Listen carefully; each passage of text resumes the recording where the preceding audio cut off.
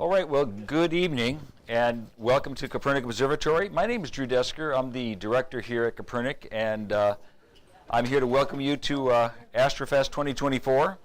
This, I believe, is our 42nd AstroFest, and you guys picked a great night to come out here tonight. And so what I want to do is actually give just a little bit of background about Kopernik, and so how it got started, and how did we get to where we are today. So there are a couple of people who were at our gala, and I'm going to apologize because you're going to see stuff that you saw before. But for those that hadn't, you get to see it for the first time. So again, my name is Andrew Desker, although I go by Drew, and I've been the executive director here since 2011. So the Kopernik Observatory is named after the Polish astronomer Mikołaj Kopernik, but back in the 14 and 1500s, all academic work was done in Latin, and so Mikołaj Kopernik, the Polish astronomer, became Nicholas Copernicus. And now, does anybody remember? Actually, I would imagine a number of people here would know what Copernicus is famous for. Yes, yes, in the back. Okay, he developed what's called the heliocentric model of the solar system. Up until Copernic's time, people thought that all of the planets and the sun revolved around the Earth, but sometimes those planets looked like they'd be moving backwards, and why would a planet do that? So he did the math and figured out that if you put the sun in the center, then it all made sense. So anyway, we're going to look back and dream big at Copernik's first 50 years. So I built this for Sherman's birthday. Happy birthday, Sherman. Gee, thanks, Mr. Peabody.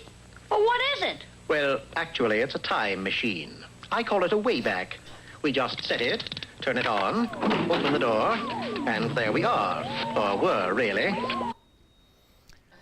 All right, so we've just set the Wayback Machine for back into 1973.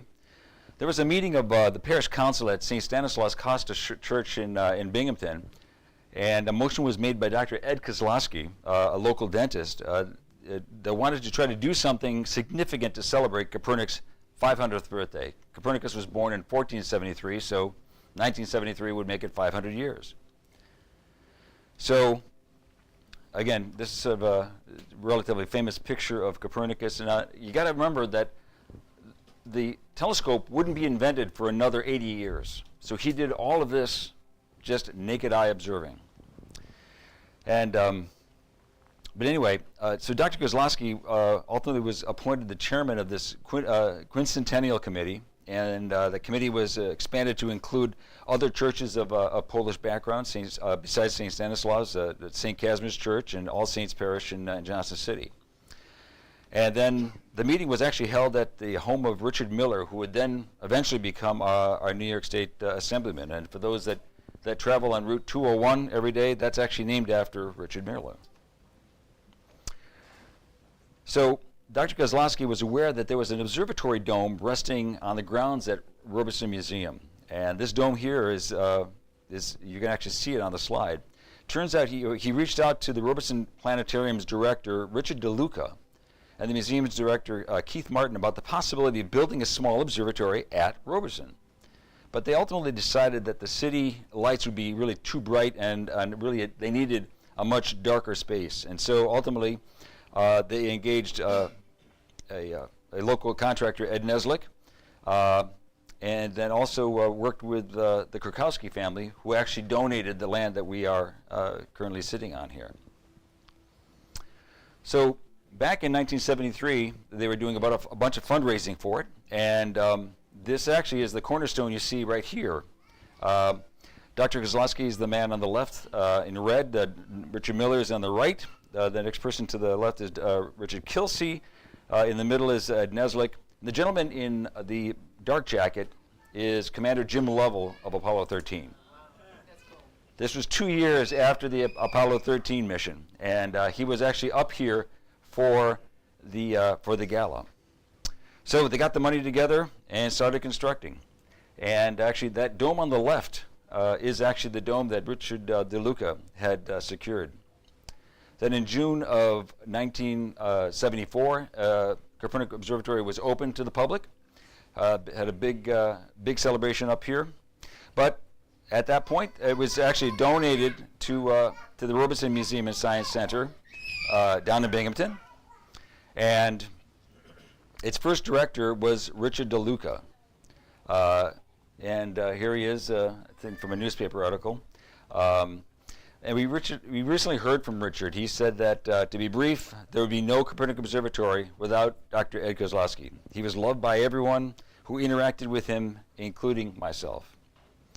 And that also Ed Neslick deserves more credit than he ever received. He was open to any and all suggestions that I and Jim Kilsey made regarding the observatory itself. I'm certain that he quietly donated more time, money, and services to the construction of the company than he ever received for credit for. And Ed Neslick was a very prolific contractor in the area. He built the Cooper Admin Building down at Binghamton University, among many other buildings. And he told his wife that of all the projects he ever did, the Kopernik Observatory is actually what he was the most proud of. And so in 1974, this is what the Kopernik Observatory looked like. And this brick wall to my left, to your right, is actually part of the original building. So let's see here.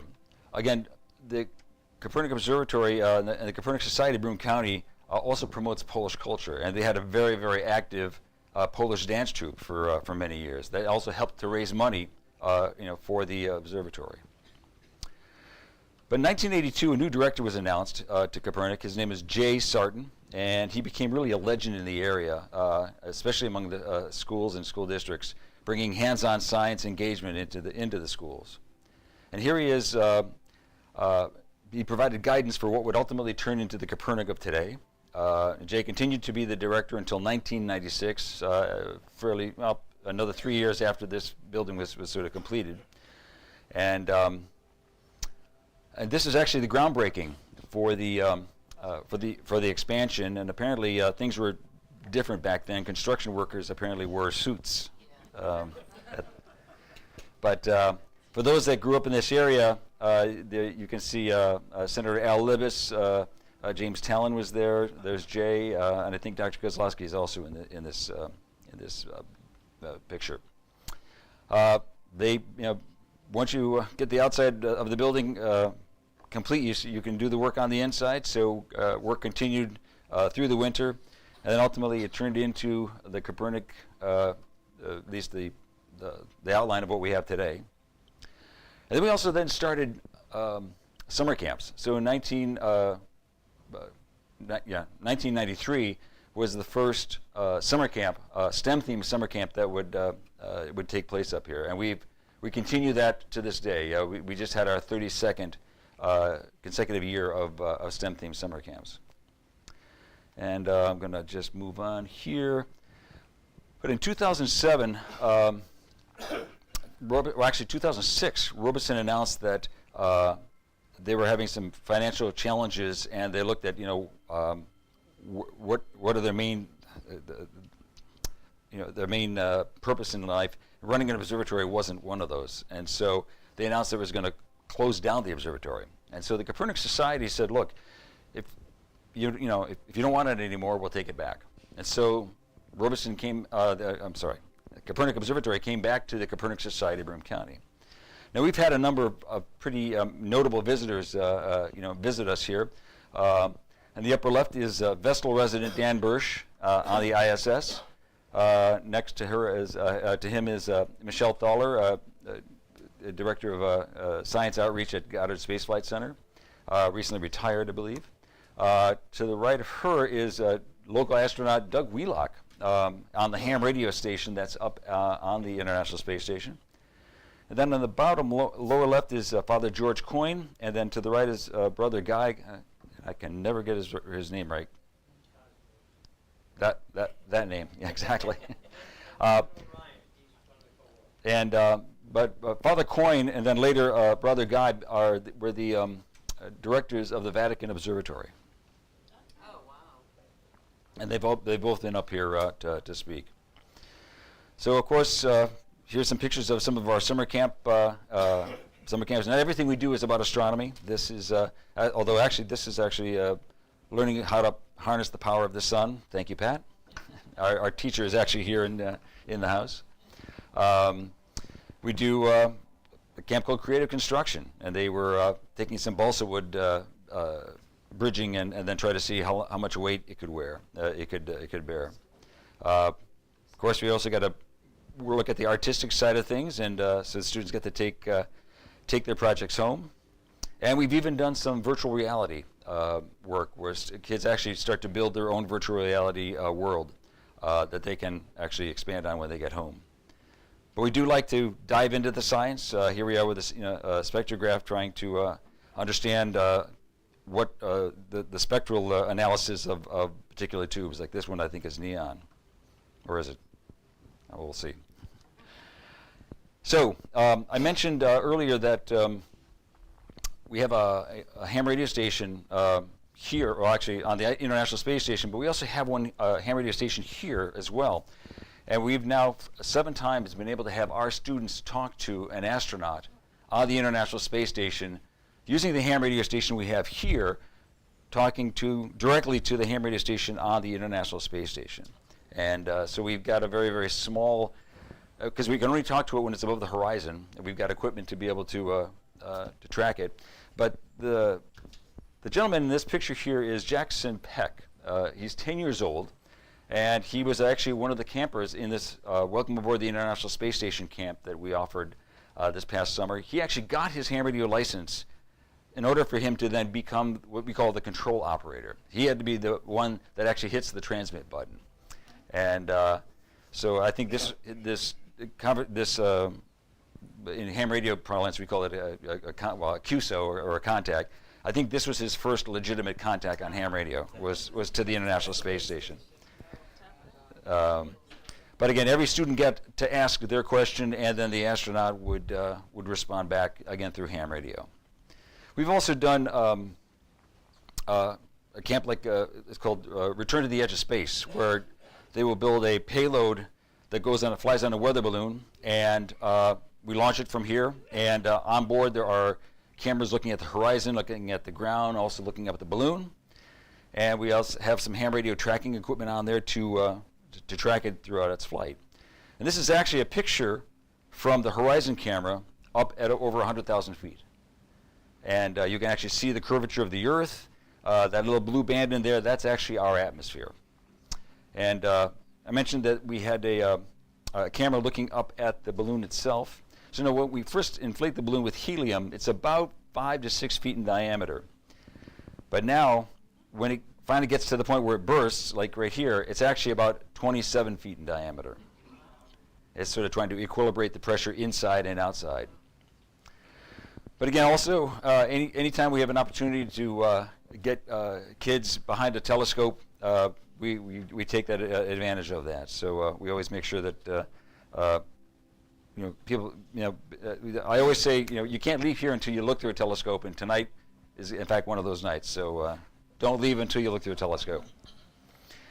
We also have a portable planetarium that we were fortunate to get a very generous grant from a local foundation, the Floyd Hooker Foundation, which allows us to go and take it into schools, into community groups and libraries, and it's been a great resource for us. For those of you that arrived earlier, you may have actually seen our Kopernik Science Park. This is a STEM-themed playground that we partnered with the Junior League of Binghamton to put together. Before the park, we basically had just a big wide open field with a swamp in it. And, you can actually see those little orange cones about where the natural spring came up and made a swamp. And of course, you tell the kids not to go in there, and that's the first place they go. But now it's a STEM-themed playground where we actually highlight what aspect of science or technology are part of everyday life. And we even have a little library out there, and every one of our structures has some signage that talks a little bit about what aspect of science or engineering are part of. Like here, you sort of see a geodesic dome behind the little library, but then there's a QR code on there that takes you to our website, and you can learn more about it. And this is again just a lovely lovely shot that Jenny Carty took. You can actually see the Milky Way in there. And that's, people that live here in the area, when they come up here, sometimes they're like, where did all these stars come from? And you got to get away from the city lights, and that's what this place offers. So again, we've got a great organization, the Kopernik Astronomical Society. They help us on Friday nights with our telescopes. They do some other sort of sidewalk astronomy outreach. A couple of years ago, the Binghamton Philharmonic did a program with the Mozart 41 Symphony. It's called the Jupiter Symphony. And so we brought one of our scopes down, and we allowed people to see Jupiter before you hear Jupiter. And so that was a big hit. We even have a Girl Scout. It's called the Gemini Girl Scout Astronomy Club that is also resident here. And we also have a ham radio group here. I'm actually the president of that club and the Binghamton Amateur Radio Association, and they help us with a number of not only our summer camps, but some of the other activities we have going on here. Every Friday night, we do a public program of some sort that isn't always about astronomy. Sometimes we've had somebody talk about the physics of music. Why does a trumpet, a violin, and an oboe all sound different when you play the same note? Later in early November, we'll have somebody from the National Weather Service that will be talking about the 32 tornadoes that have been in New York this past year. How do they determine a tornado actually existed? And to what degree of severity it caused. So every Friday night from March to mid-December, we're up here doing a program, and then much like tonight, if it's clear or even partially clear, we open up our domes and invite you to look at the night sky. Now, back in 2020, we were doing our Friday night programs, and then in March of 2020, we couldn't get people to come back into a room again, right? We had to stop. So we said, okay, we'll just sort of hold off on these Friday night programs for a couple of weeks until this COVID thing blows over, and didn't exactly play out that way. So we said, look, we've got the technology. Why don't we have those speakers zoom into us, and then we just turn it back around and put it out on our YouTube channel, which is now what we do. And we now have over 13,000 subscribers on our YouTube channel. Every Friday night, again, we will live stream, so hello to those watching on the live stream. And we literally have people from around the world. There's usually a person from Adelaide, Australia. Lindsay, if you're there, good morning. She's having breakfast right now, and is often watching our programs here. So anyway, this is a little bit about what we do. Again, we're just very fortunate to have a great astronomy group here that really runs the scope. I'm actually an electrical engineer by training. I certainly learned a lot about astronomy, but not anywhere near as much as the KES know. And so at this point, I'm going to turn the system over to Dr. Keith Workman. Are we going to take a little break, or are we going to move right into this? We can move right into it. Yeah, why don't we move right into this? So where are you? I just have my presentation on there. Is on that computer. All right. So we're going to switch over to that, and so give me a moment.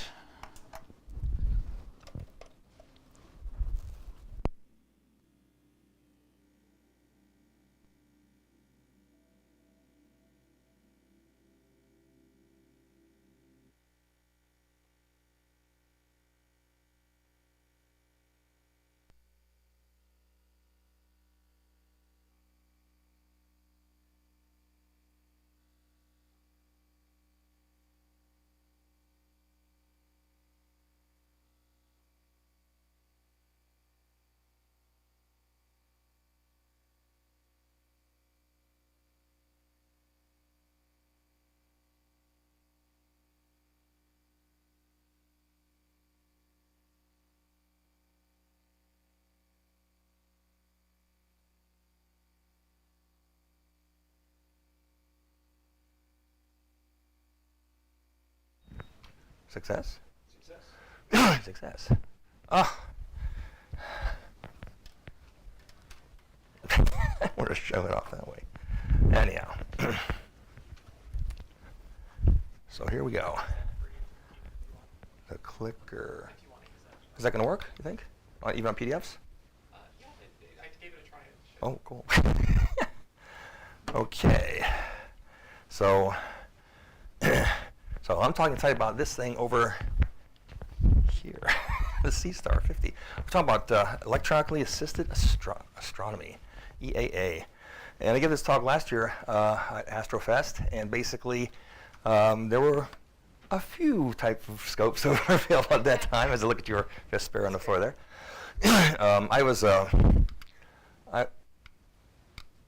I was pushing the clicker. Which one do I push? The top? Yeah, there's an arrow. Oh, okay, thank you. So basically, I give a background over, I guess, astroimaging and also EAA, or this low-end, low-cost, easy-to-use astroimaging, if you will. So EAA, it's a process of attaching a digital camera, telescope, of an eyepiece directly to a viewing screen, and so people can kind of see stuff for you. It appears on devices like a tablet. Let's see. Types of EAA. You have which one do you have here? You have the Vespera? It's a Vespera. Okay, that's one that's out there. Unistar is another company that makes a bunch of scopes. Dwarf Labs was a group of, I guess, Korean graduate students, and they actually came up with something called Dwarf 2, which I bought. Which I bought early on, and let me make sure this is above ground. Maybe how's that?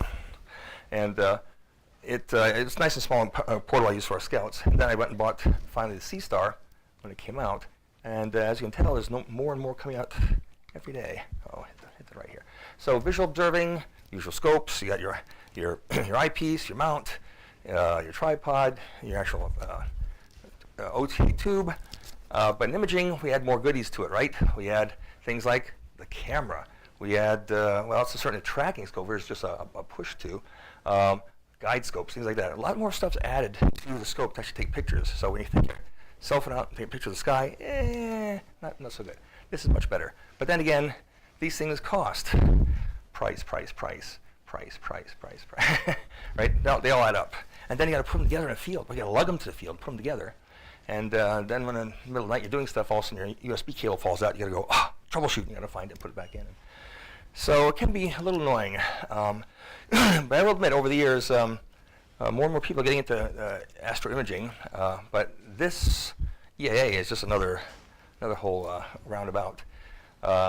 So basically, with the traditional scopes, they're very modular. So if you want a better camera, you buy a better camera. If you want a better filter wheel, a better guide scope, a bigger telescope, you can still reuse parts. Not so with EAA. And of course, people sell things, and sometimes people who go into this hobby, like gear, and they all usually stay with one particular brand.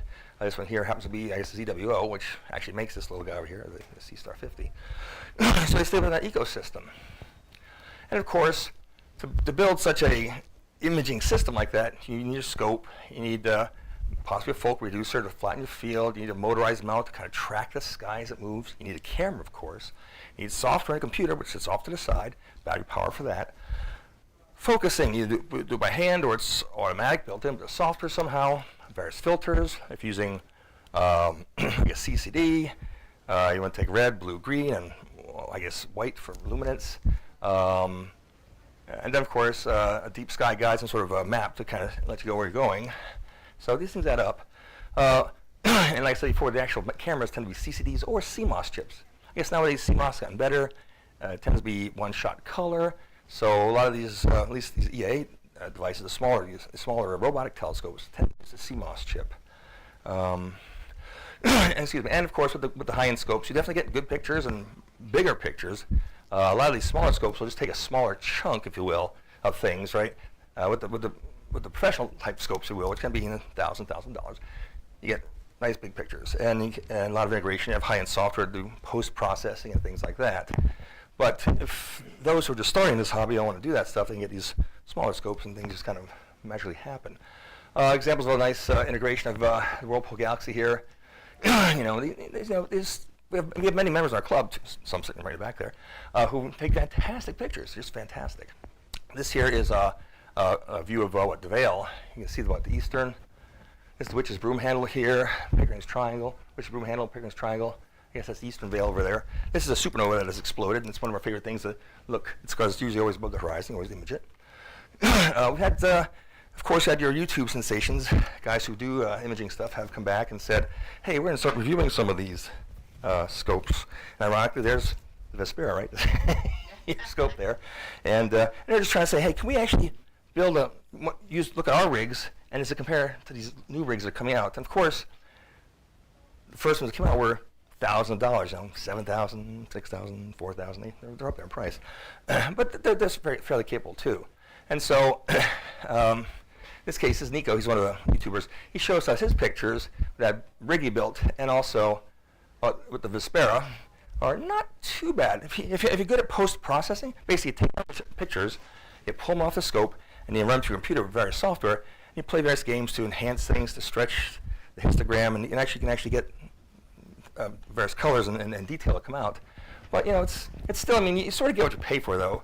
But once again, if it's just like $1,000, $2,000 versus $10,000, is it that much different?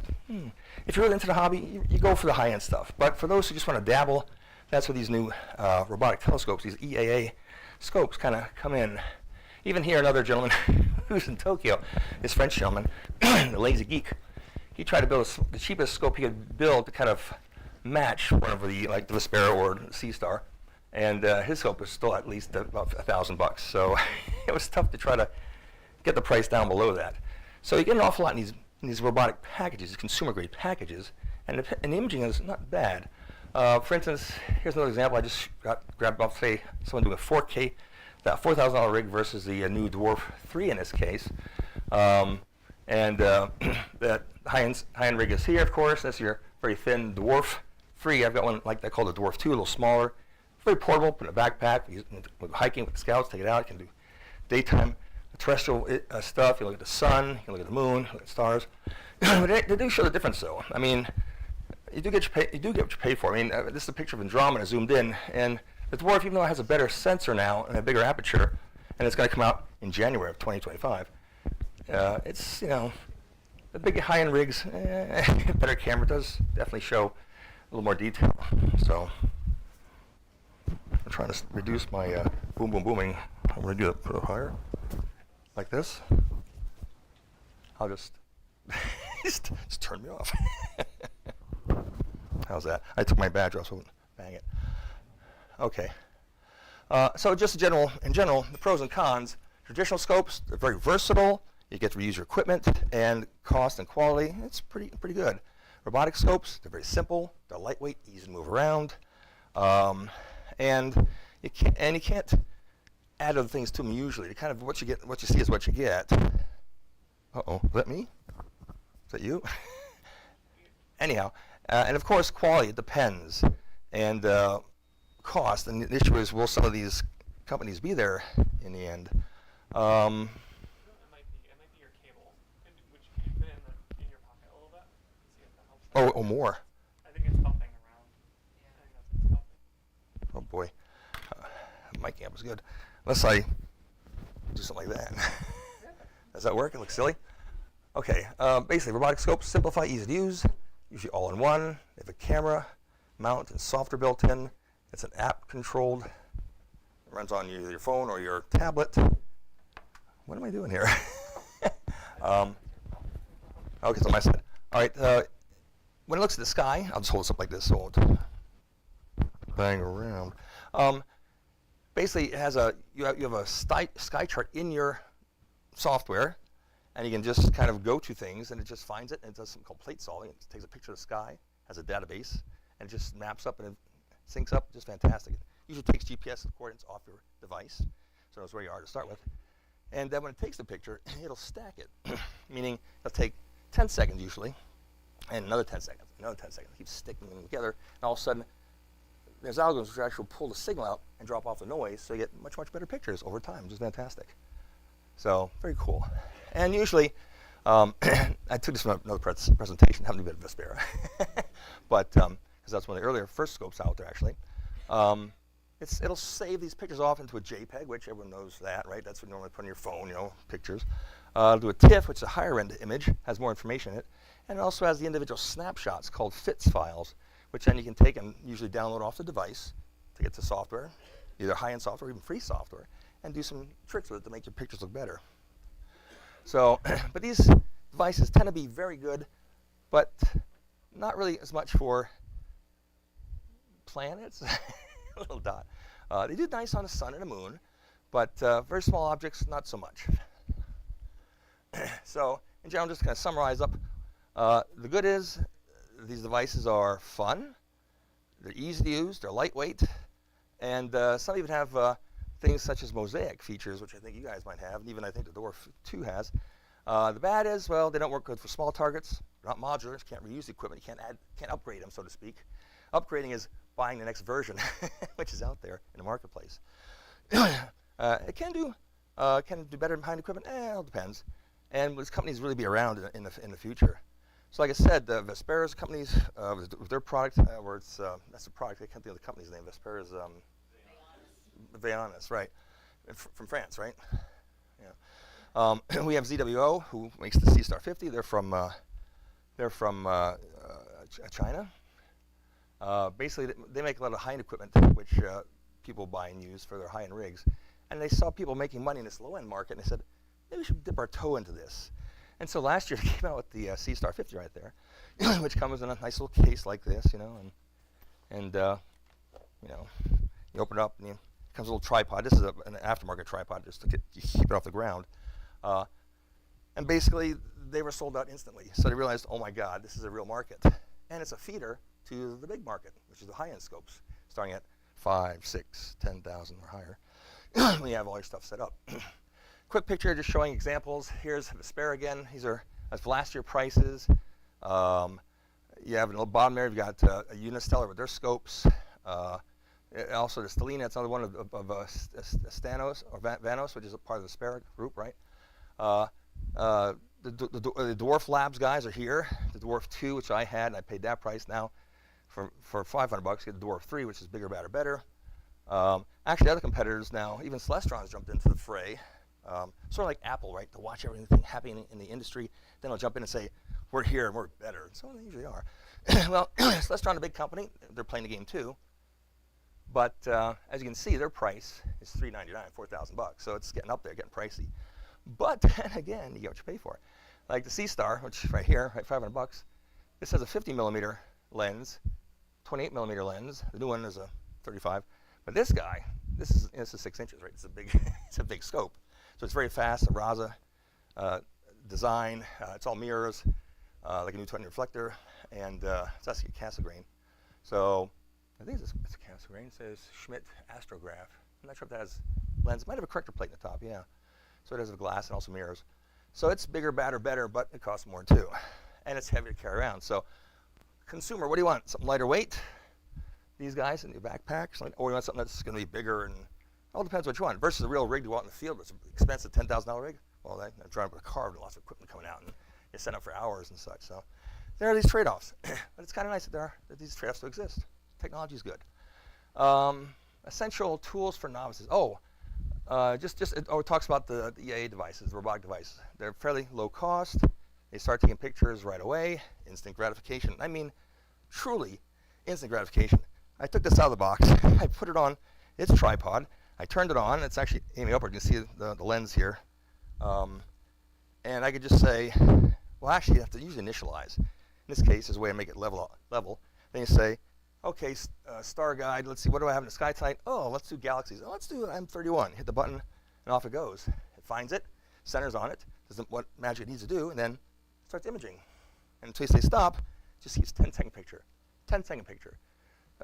Wind blew, I shook. Nah, throw that 10-second picture out. Another 10-second picture. So it just keeps going, it keeps building and building. These images get really quite impressive.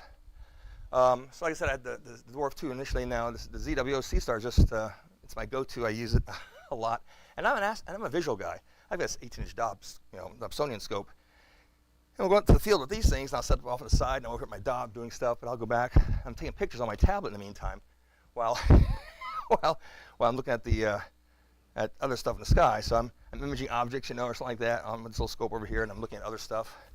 And so it's kind of fun to see it live, which is not as bright, and then all of a sudden you image it in a few, like 30 seconds, and wow, there it is. Really quite neat. This is an earlier one, the Dwarf 2. Had all these separate filters and stuff, external, blah, blah, blah, and batteries. The newer one now, the Dwarf 3, it's all built inside. Bigger chips, bigger battery chips, image processing on the device. I mean, usually you take pictures, you're kind of harvesting the data, then you pull it off on your laptop, and you go home on a rainy night or whatever, cloudy night usually, you do your processing. These guys do it right on device. With, right every 10 seconds, it's taking a snap, it's doing the integration, and it's doing the stacking, and then it's copying again. So just quite amazing. And actually filters, like the other one I saw had filters external. This has a solar filter. Look at the sun. That's that little thing is there. It clips on. But there's other built-in filters now, even on the Dwarf 3, which is going to come out in January. It has like a daylight filter, an astro filter for infrared, has a dual band filter. He has a built-in dual band filter, but like this. So there's many different sort of nice things built into these devices. And when you say, go look at this, it just knows what to put on, and the magic happens. No thinking required. I like that. I like not thinking. Just to show real quick, the new 2025 Dwarf 3 coming out. It's 35 versus 24 millimeters, so it's a bigger lens, so to speak. A little more focus for its telephoto, and also wide view. And both of these cameras can take not only nighttime pictures, but also daytime pictures. Matter of fact, one of the things that these guys talk about at Dwarf Labs is they actually have AI algorithms, which will let you focus on a bird and watch it hop around a field, and it'll count tracks, and you take movies of it. So they take pictures, and they also take movies, right? Newer sensors and stuff like that, built-in filters, bigger battery than the old one, all that sort of stuff. More storage space. And of course, more storage space makes sense because I got a bigger chip now, more data I'm capturing for the same picture, so I need more space inside the device to store it. And then what else is new? Well, even a more new, going to come out next year is the Seastar's buddy. Instead of Seastar 50, which stands for 50 millimeter lens, the Seastar S50 is going to come out for 30 millimeter lens. This is sort of stuff they found out, and it's actually on some websites now. They said they're going to start selling it, or actually going to start November 1st, which is soon around the corner. And I don't know, but basically here's ZWO, the guys who make components for big end rigs, for the 10,000 rigs, who made this for $500. Said, well, we're going to come out with something. I bet you it'll be in the same sort of competitive range as the dwarfs, right? Because we're going to go to that low end range. So I'm pretty sure that's that lens right there. I'm pretty sure, just like the device kind of opens up like this, right? It opens up. I'm sure this one's going to open up the same way, and that's probably the lens on top of it with like sort of like a lens cap you can put in front and something like that. But it'll be neat. It'll be smaller, lighter weight. So going after the lighter weight. I mean, this is portable. I like this. But then again, when I go out to the dark sky sites, as our KS buddies in the back there know, we have our cars filled with we have our cars, we open the tailgate, and we put ramps up, we unload lots of garbage on the field, and we spend hours setting things up, right? So this is fun, 5 minutes setup. I'm sure it'll be the same thing, 5 minutes, even easier for like small families, college students, they'll grab it and go with that. It'd be very nice. So we're really here to talk about some of the features of the Seastar 50, the one that seems to be the popular one right now. Just to mention once again, it has an okay sensor. It's about an HD sensor. In the future, maybe they'll get better. They'll go 2K or 4K. It's like a 1K sensor. 50 millimeters, almost about 2 inches of aperture, 250 millimeter focal length. So it kind of frames most of the objects in the sky. Small things, kind of tight, not so much, but most of the stuff that are nebulas and stuff tend to be bigger that you can shoot at. And I'll show you lots of pictures. It's quite impressive what it can do. Reasonable battery, it lasts about 4 hours, 4 to 6 hours. It has a built-in dew heater. What's a dew heater? Well, your lens, moisture appears in the lens when it's cold outside. And yes, this hobby, we go to Cherry Springs International Dark Sky Site in 2.5 hours from here. We'll set up all our stuff. We'll get our boots on, our winter clothes, and people go, well, it's July. And we say, yeah, I know. Or it's June. Well, we're at 2,400 feet, and moisture and cold, and it gets cold at nighttime. You're up all night long. You meet people by voice, and in the morning saying, is that you? I heard you last night. Don't know what you look like. Silly hobby. But either way, 6 hours of run time. It turns out you can buy an external battery, which I have hanging off the bottom there. I said, once again, very inexpensive, $8, Walmart. And adds another 6 hours, so I can do 12 hours easy without it running out. So it's quite nice. Also has Wi-Fi. You first link on with your device, like a tablet, by Bluetooth, and then you can do Wi-Fi to talk to it. And normally get about, they're saying 10 meters, about 30 feet. I used to sit in here in that room there and put it outside, and I would lose connection back and forth, and darn it, the other window, trying to link up to it and see what's happening. And then it turns out, they said, well, geez, let's put something in called station mode, which turns out, this device here, this tablet is on the Kopernik Wi-Fi. This is on the Kopernik Wi-Fi. Wi-Fi at your house tends to bleed out into your front yard and street, so when people go by, they can crash into your house. No, I should. That's why you need passwords on your Wi-Fi, so people can jump on and steal stuff. But it bleeds out into the yard, so we have more of a distance. So I can basically be all the way back here, and this device can be way out there in the yard, and taking pictures, and I can be watching it. Or maybe inside one of the domes, which is metal, and I can't quite go through metal very well, right? Faraday cage, right? But because I'm on Wi-Fi, I can get around it, and I can actually talk to the device. So I said last year, I was on the field the first time with this for Cherry Springs Black Star Party in the August time frame, or September time frame. I turned it on.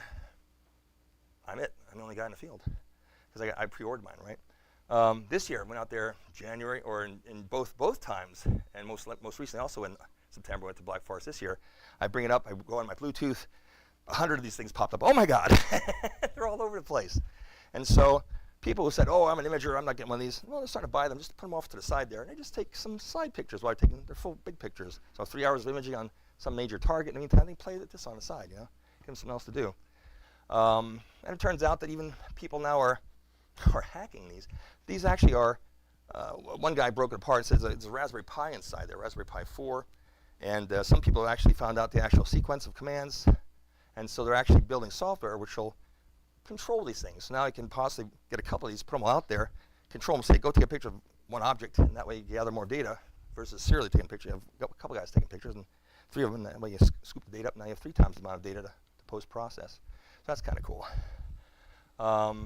Only thing I mentioned most of these. It has built-in Bluetooth and Wi-Fi, has some sensors, a magnetic compass, has the built-in dual-band filters.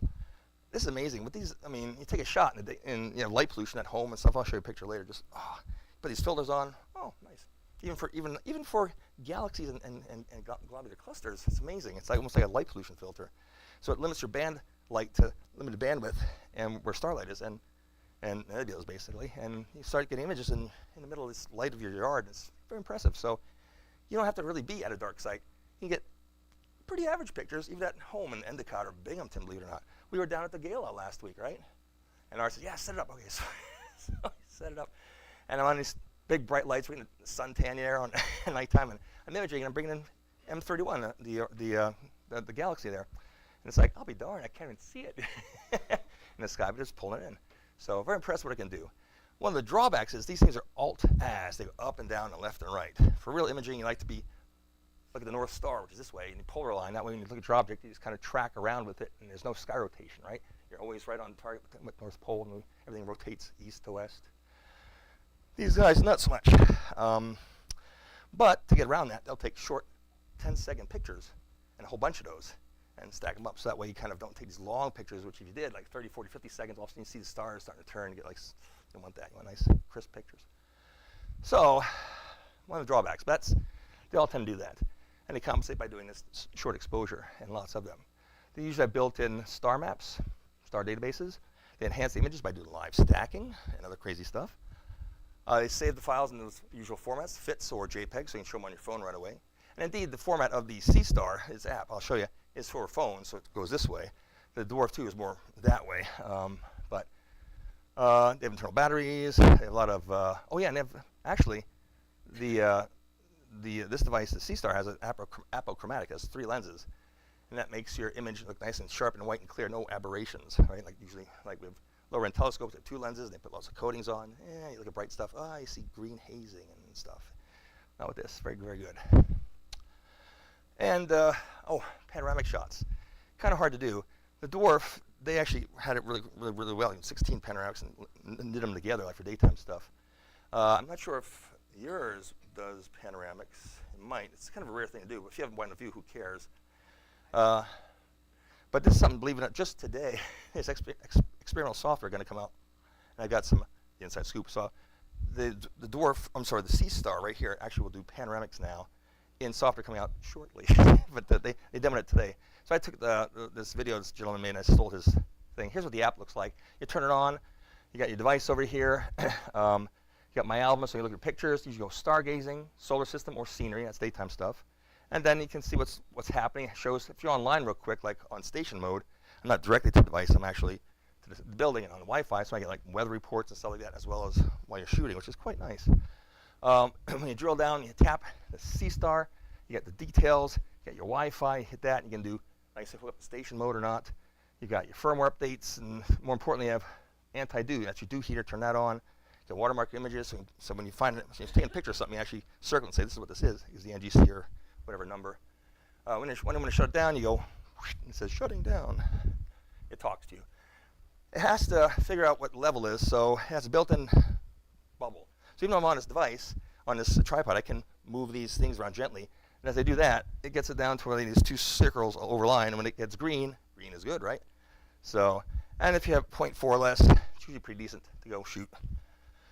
You can go do, for instance, deep sky, galaxies, right? If you just tap on a tablet, M31, boom, it shoots you this. Here's M31. You can read about it, learn about it. And it shows when it comes up and it sets. Alt-Az, when it's right overhead, a lot of sky rotation. Down lower by 45, 50 degrees, not too bad. I can track it a lot easier. So you want to shoot your images in certain ranges here. If it's too high, shoot something else and come back and pick it up in the back, the downside. So it has information like that. Stupid picture. When you first start taking the picture, it says initialization, it says horizontal calibration. And also figure out, am I really horizontally flat? And then afterwards, it says preparing for image enhancing. It takes darks. What are darks? Well, you take a picture, but these chips have noise on them. And so you take this picture of these photons way out there. So you want to take this noise that's on a chip, which shows up as static, and you kind of subtract that from the image. It makes a better, sharper image. So that's what it takes these darks. So it takes these, every session you start, not every image, which is at the beginning of the session, and it stores them away. And then it uses those to dynamically clean up your images while it stacks them to make your picture even better. All automagical. Normally people take these pictures separately, come home, and they do all this processing on their PCs. This is all done every 10 seconds, right in front of you. See the pictures grow in front of you. What's this about? This is mosaic mode. You hit the dot, dot, dot up there, it pops down, say start mosaic. This just came out today. And on the star map, it shows there's actually a white, a blue, and a red. Together makes white, I don't know. Of the image, here's M31, M32, M110, right? A nice, our big galaxy that's up there, tiny, but able to see quite easily. Hopefully even make it out here because it's so dark.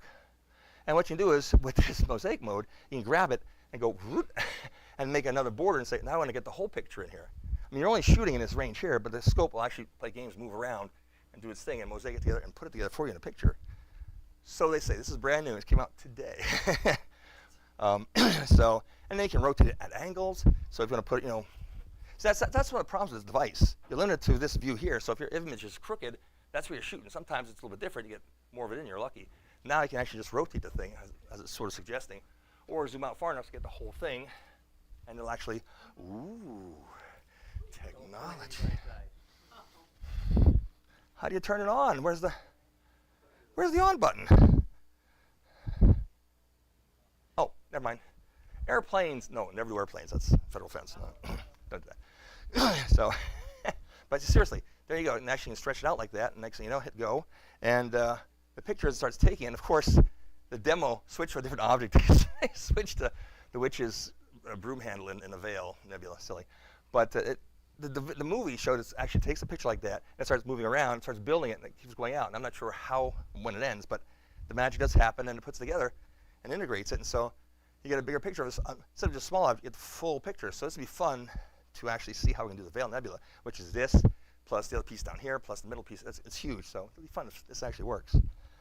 And it's going to come out soon, so the influencers, YouTubers got it first to see what's going to happen. Going back to the main page again, I'll stand back, all right. If you hit solar system versus the deep sky, right? Solar system, then you get all your planets pop up like that, right? Hit go to and poof, off here off to the sun, or poof off to the moon, or poof off to Saturn. In this case, I went to Saturn. Describe Saturn, and there's your moon rise and stuff. Like I said, small objects, not so good. The latest update, they enhanced it, so you have 1x, 2x, now 4x. So you can sort of zoom in more. And so that Saturn sort of zoomed in about as good as you're going to get it. And you can take a picture or you can take a movie and then post-process the movie like we do normally for planetary imaging to pull out the best frames of that movie and get a nice picture. So that's new also to see how that plays out. Excuse me. They also have, I don't know, what else we got here? I guess this is the show off day mode. I don't know. And you can do daytime stuff. And there's a little circle here. You push that circle, it's like a button. You can actually slowly move, slew the scope back and forth, up and down, left and right. So that's how you move it without using a tablet. For solar, you take it out, you put on a little solar filter. It turns out there's actually a little hole at the top. You turn up the top and light will shine back and put a piece of paper and you can see if it's lined up properly. If you're on the sun, then you look at the tablet and you kind of nudge it in. And so you can take pictures, you can take movies, and what I don't have in this PDF is when you were running Kopernik's solar eclipse, we were with scouts just 40 miles to your southeast, and we saw perfect until you said, "Oh no, here comes clouds," and we were there with the scouts like, "Darn it, here comes clouds." So I don't have the video, but the bottom line is now you can actually take not only snaps, you can take movies, and I took a time lapse actually, which I can't show because it's a PDF, it's a PowerPoint. But then you can now actually stack the images of the sun now, so you see sunspots, and so this shows it's actually stacking. So that's another new feature. So I thought, that's kind of cool. So what's nice is just like electric vehicles, they keep updating the software, right? To keep pushing stuff down to you guys, and so these devices get better and better and better. And this is a trick I have no idea. I had no idea at the bottom of my Seastar had a escape hatch, and that's where the batteries are. So if I wanted to, I could actually probably get another battery pack. Those are probably 1850s, the smaller ones you get in your flashlights and stuff. Not for EVs, but and you could probably just get something like that and put it together and plug it in. But I found just having external, I said over here, I just have an external battery on the bottom there, and it plugs into the USB port in the back, and at 12 hours it keeps going. So not bad at all. That's it. I'm done. I just want to show if I've got some time. How much time's left? How much time are you going to give me? A couple of minutes? Cool. I'm going to... Yeah, I know I went through this presentation slow. Yeah, I talk fast, I know. This is, I wonder if this will work too. This is Cherry Springs State Park. We just were there with Rick and Marianne and Art, and were you there also? Yeah, Mark, you were there also. Yeah, sure. And so, he has a Seastar also, by the way. So we were there with all the other crazy people, 500 plus people from, I don't know, actually, they always say Cherry Springs brings people from Maine to Maryland to Michigan. And no kidding, I met people from outside of Detroit. I met people just come down from from Maine. I said, "Hey, I was vacationing here." So, and then another guy was from DC. I said, "Well, there you go. That's North Carolina. You've gone? We are not worth. I tried to stand up, show folks. Yeah, they got the shirt. You got the Cherry Springs shirt. There you go. So Art must have bugged you and gave you a ticket. Say, "Hey, come over." Oh, even better. That's why you're here. You came from North Carolina, and you came from. Oh, they came further. No, you came further. It's kind of a toss-up maybe. But they had more rain and dangerous things. Well, I won't go there. But anyhow, so we were there, and these is called the star parties. We hang out, we do stuff. Yes, I'm stupid. I stay up all night. This is in the morning, and here's Orion. Here's Orion's belt and a sword there. It's M42s right there. And so there's a Seastar on a tripod. I looking up like that and said, "Hey, that's a pretty good shot." So it works in the dark, and also works in this solar storm right here called my neighborhood. This is called a light. That's called the closer light. That's not a light across the street, because of course you need 3 street lights in an intersection. The other one I had earlier had the moon up here. It was a full moon, but the moon was not this one. But even with that, and Jenny was nice. She actually printed me a nice 3D printed, dew shield, right? Is that what you call it? Probably. And that sticks on there quite nicely. Oh, some lighting, even better. Just like that. And with that, it keeps light from bouncing in. This helps a lot in this situation. Because as long as I'm aimed away from the 3 solar storms here, it definitely gets better, much better. So, and then this is just some pictures. I try to shoot a comet at this time. This is what it suggested to me. It was up, so I took a picture. It's sort of there. Maybe we'll use it for the new one that's coming out, the Shing 2003 A3 or whatever it's called now. The one's going to come up on October 12th through whenever. It's going to be higher and higher and higher. So that's that. The Silver Needle Galaxy, not bad. And these are just stacked and produced right on the device. I should move the pointer out of the way. There we go. The Flaming Star Nebula. And on the other ones, I didn't have the thing, but it actually shows time exposure on the bottom here. So you guys probably mentioned that, right? Here's seestar stacked with 2 different timings. This is actually the butterfly. I guess it's there, and those are the wings on either side. This is just one wing, I don't know. Here's the Cocoon Nebula. You can see the rotation, right? This is Alt-Az again, so it tracks the sky. Darker here, lighter here, right? See like that? These are my earlier ones. Turns out another feature they added was, like I said, you can take a picture and you can actually stretch the histogram, and all of a sudden you add more contrast and more detail comes out. That's now an option right on the pane here. You can actually push your fingers when you're recording these suckers and make it look good before you save it totally. Just amazing what you do right off the bat. The Needle Galaxy stacked. Here's the whale and the pup, and that's the hockey stick. Looks like a hockey stick that way, right? And this is what this, there's a switch to turn this on the Seastar 50. It says you're going to have this watermarking, they call it, right? On the top of that. We're going to turn it off, too. I thought, that's kind of nice. Oh, did I say a bonus pass with the, there's a satellite there somewhere. I don't know. they come across. Oh, at the top or something. But yeah, it says in the bottom. Oh, darn it. Oh, it's not showing properly. Darn it. Can I go more full screen? I guess I can right there. That's what I'm looking for. Yeah. So, Spiral Galaxy. Okay, and somewhere. Yeah, okay, you can see what it's tracking. But if you just cut out this picture here, you can ignore all the other stuff. That doesn't matter then. You can see some of the arms. Not too bad. I mean, unlike when you take a real deep picture, this is an image I did overhead of the pelican, right? You can see the nose here and the head and the eye, and that's the back of the pelican, right? Now, I let the computer, Seastar, this thing here, stack it. That's pretty nice, right? And I did it for 35 minutes at Cherry Springs. It was really dark. My neighbor, who also bought a Seastar 50, Patrick, who's got his own observatory, right? His own rigs. He kind of took it and he took his version and updated it and enhanced it, and it looks like that. So if you really post-process these suckers, this is Patrick Manley's post-processing of IC 5070. Holy crap. Very impressive. You know, more details. You can play games. And then, so when you have the data and you can actually have all these separate snapshots, you can restack them. You can play games. One 10-second stacking snapshot had a satellite coming through. Darn you, Elon, Starlink. So you just ignore that, take it out, and you put it together. So that's the way you can actually make your pictures bigger, better, and better. And then there's other games to play, and even with the high-end software. I mean, there's low-end stuff I'm going to use called Cyril, S-I-R-I-L, Cyril. But the high-end stuff is called PixInsight, right? And that's our members of our club have. And they can really do all sorts of stuff and actually have plugins, have AI algorithm plugins, and do other kind of funky stuff. So there's all sorts of stuff out there. Here's the knife edge. Here's just an small open cluster. Here's the crescent, 688. And that was done for how many? That was done for 15 minutes. The longer you do it, it gets a little bit better, but not much. Here's Firework Galaxy. Here's 32 minutes, right? And then you can cut it off and enhance it. And I was using something called, with ASI, it's something called ASI Fits Quick View. You can just download for free from ZWO's site. They actually make all the high-end equipment and stuff and sell this product. And with their stuff, I just kind of grabbed it and said, I'm going to stretch the histogram. All of a sudden, ooh, nice. And I said, I'm going to zoom it up and cut it out. And so you can play games. And certainly with the high-end stuff, you get much more detail, less noise and stuff. And there's all sorts of games you can play to pull out the stars, fix up the background, and nebulosity, and put the stars back in, and it's just crazy. I don't know those games. I'm learning those games. Here's the Witch's Broom handle. Look at that. You have color shows up, right? 33 minutes. Not bad. That's Cherry Springs again, a nice dark sky.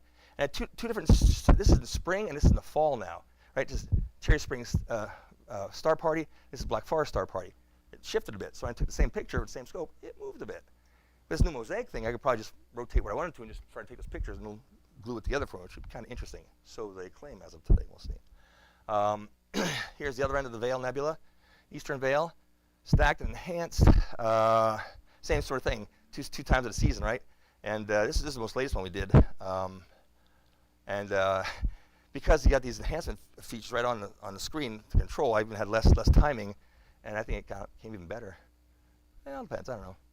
And then in the middle of it's a supernova blew up, right? So you have two halves in the middle. You sort of this Pickering's triangle up here and the middle kind of stuff. But it's kind of neat that it comes out in color. And you can actually play even on a device, on a tablet. You say, I want to increase the contrast. Also, the light stuff gets darker. And some stuff, and they make it brighter, some brightness things. And you can say, saturation, increase the colors and stuff like that to bring it up. So it's really quite neat what the device does. Here's North American Nebula, right? Looks like North America, right? It's in Cygnus. You can see the Gulf of Mexico over here, right? So here's Mexico, and here's like Florida coming down, and the hurricanes coming right across right there. And no, we shouldn't say that. But that's that one. And then here's the iris. You can see I kind of then went later and extracted and cut it out. So if you're just looking for a picture, okay, you know. Here's once again the helix. Here's Patrick also took this. I did this for 50 minutes, and I played certain games. He actually took it, and I don't know if he post-processed or even took it longer. Maybe he took 2 hours, but you see that variations, just more exposure. The more time you sit on the object, the more data you get, and then you can play post-processing games with it too. I just love the outer looping bands. You can see more colors looping out. In mine, I might actually increase the contrast, so I kind of dropped that off because I just wanted a different look. Here's another popular one, the bubble nebula. Can I see the bubble there? Isn't that kind of cool, right? The nebula in the bubble. And this is next to M52, so in this case, I was lucky. The first time I took it, this is down here. It was out of the picture, but in this time, later in the season, it lined up. I didn't have the mosaic rotation feature. I just had to take what I could see, so I got both in one shot. That was kind of nice. So you let me know when it's all over here. The white rose cluster, Caroline's rose. That's kind of nice. You can see after you play games, you can enhance it so you can see different color stars popping out, blues and red stars. The flame.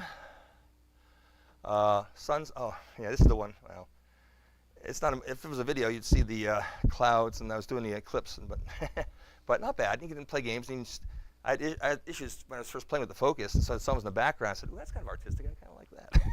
Kind of a silly shot with the solar filter where I'm taking a picture of the sun, the one whole sunspot on there, which ain't the case now, right? Now we have sunspots all over the place, and that's why we're getting these solar storms and auroras and beautiful stuff, and the ham radios right down the tubes because you can't talk.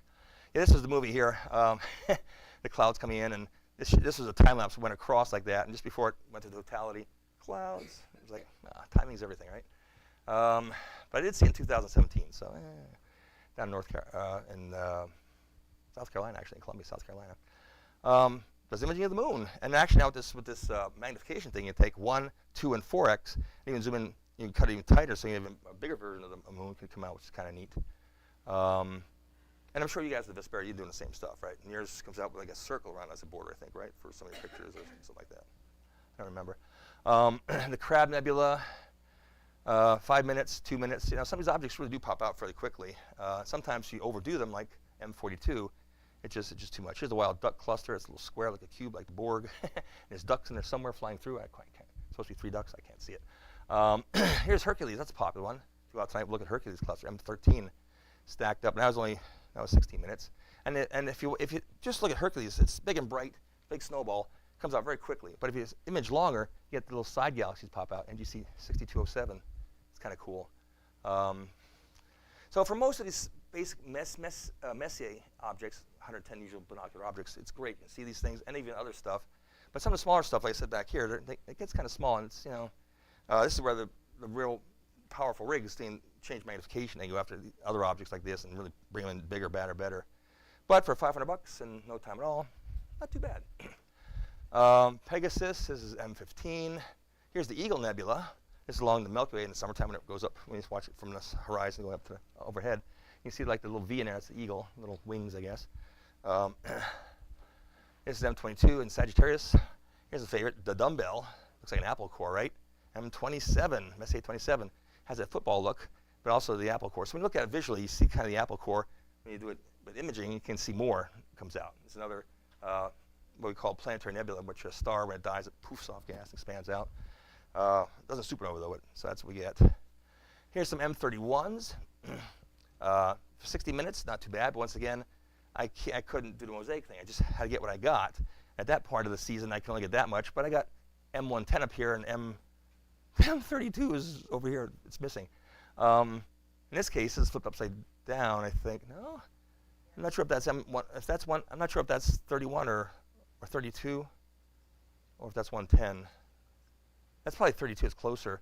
But anyhow, as you expose it more and more and play with games of contrast, you get these dust lanes come out, stuff like that. So it's just like our Milky Way galaxy, right? We're like in the outskirts out here hanging out, and you look downtown, it's looking toward the center of the galaxy.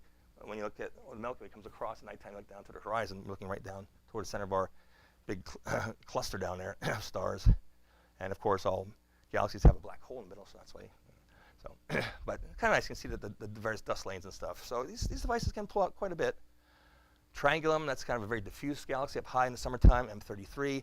But with enough exposures, As you can tell, I took, I don't know, maybe 2 hours. The whole thing kept tracking. So I've got this huge, what is this, right? So, but if you enter later and just cut out what you want, then, make a little picture, throw away the rest.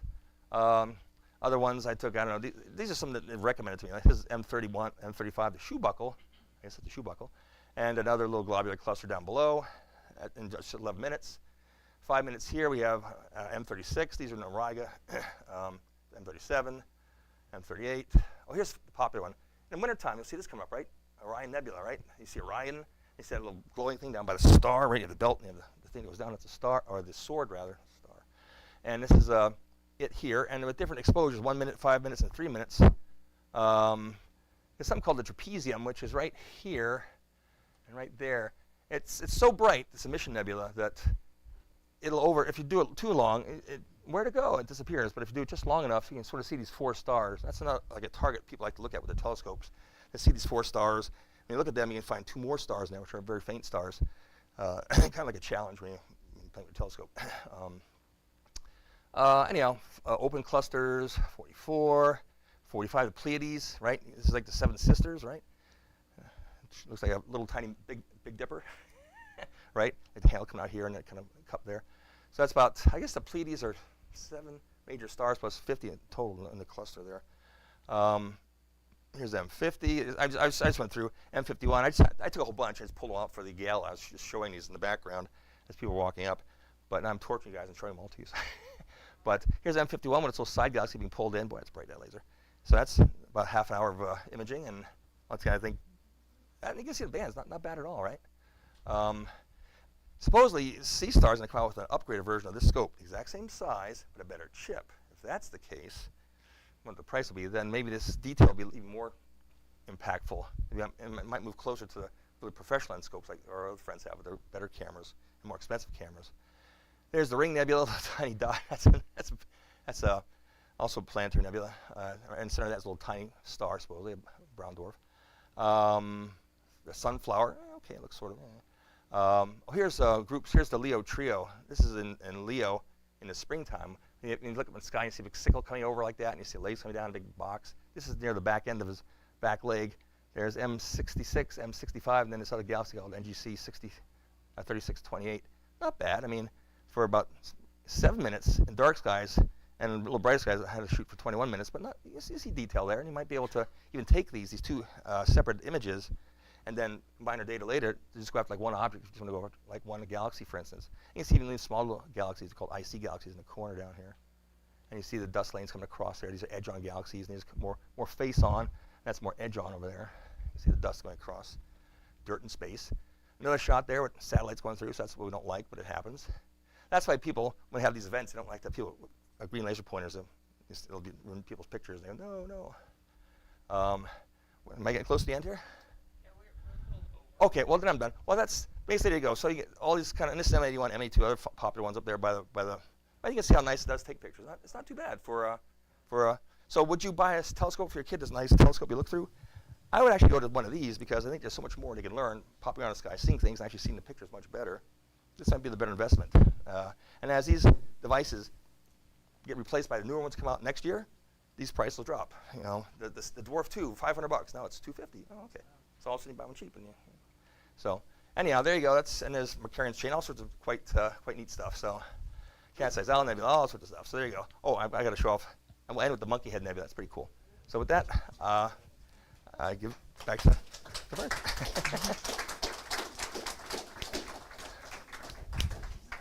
Perfect. Thank you, Keith.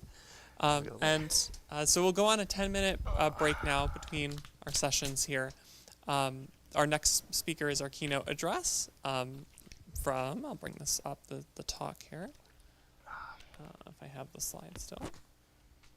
There it is. So here we just did Seastar. So keynote address from Lou Mayo, the sun and space weather. So next 10 minutes, we'll be back in the space science lab. All right. You're welcome. Gotta take this off before it shuts down. Oh, I owe you something. What's that?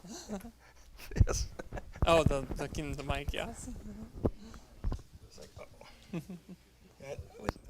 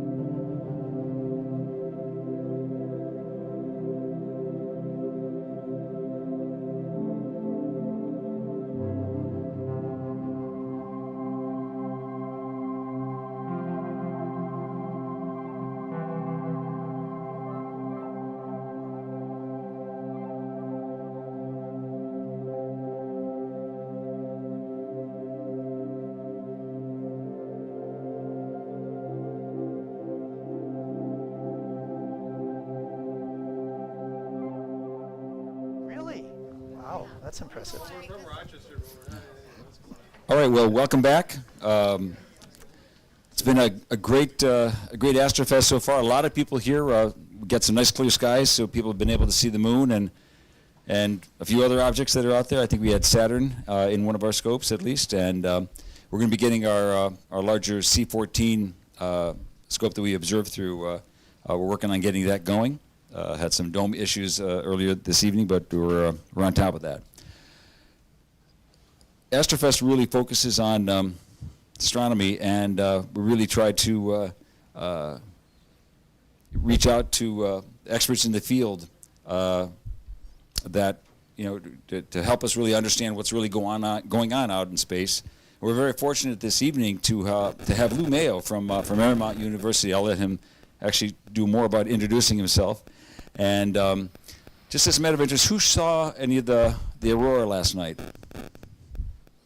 It was outstanding. It really was outstanding, and it's something we don't get to see down here all that often. And so anyway, we're going to learn a little bit about that thing that actually causes all this. But anyway, Lou, we'll take it over and let you take it from here. Thanks. All right, thanks so much. Is the mic working? Testing, testing, testing. Is it working? Yes. Okay, good. Hey, nice to be here. So I guess I'll introduce myself a little bit. I'm Lou Mayo. I'm a planetary scientist. I worked at NASA Goddard Space Flight Center for over 40 years in planetary science and heliophysics. What's heliophysics? Yeah, Helios was the god of the sun, so heliophysics is the study of the sun. I teach astronomy at Marymount University. I have a YouTube show, which I always have as my last slide, so I'll show you that, called Space Oddities. And I have various NASA grants, mostly to do astronomy education. I worked on the Voyager mission, on the infrared science team. You all know Voyager? You all know Voyager? Yeah. Okay. And Cassini, the mission to Saturn. And then I ran a few of NASA's science data centers that you have to do something with the data when the data comes down. And so they have science data centers that process the data and distribute it and make all kinds of cool tools to use it. So that's who I am. And I'm glad to be here today, especially because there was an aurora last night.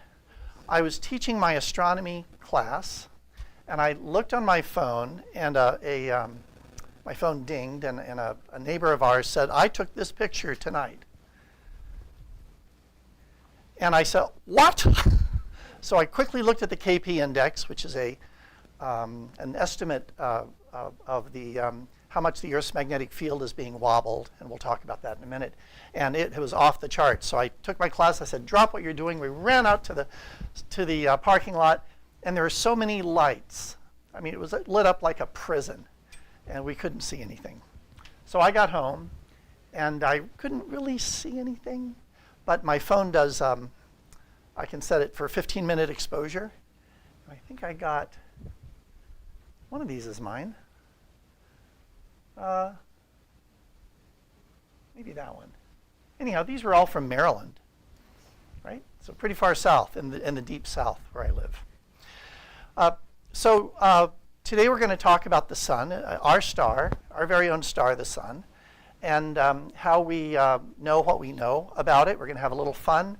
We're going to learn about the sun, learn about sunspots, learn about solar activity, solar storms. I'm going to tell you how we're all going to die. And I know, I'm sorry. And also what NASA is doing to try to uncover the mysteries of the sun. And there are still a few mysteries that we don't know have the answers to, even though the star is only 93 million miles away.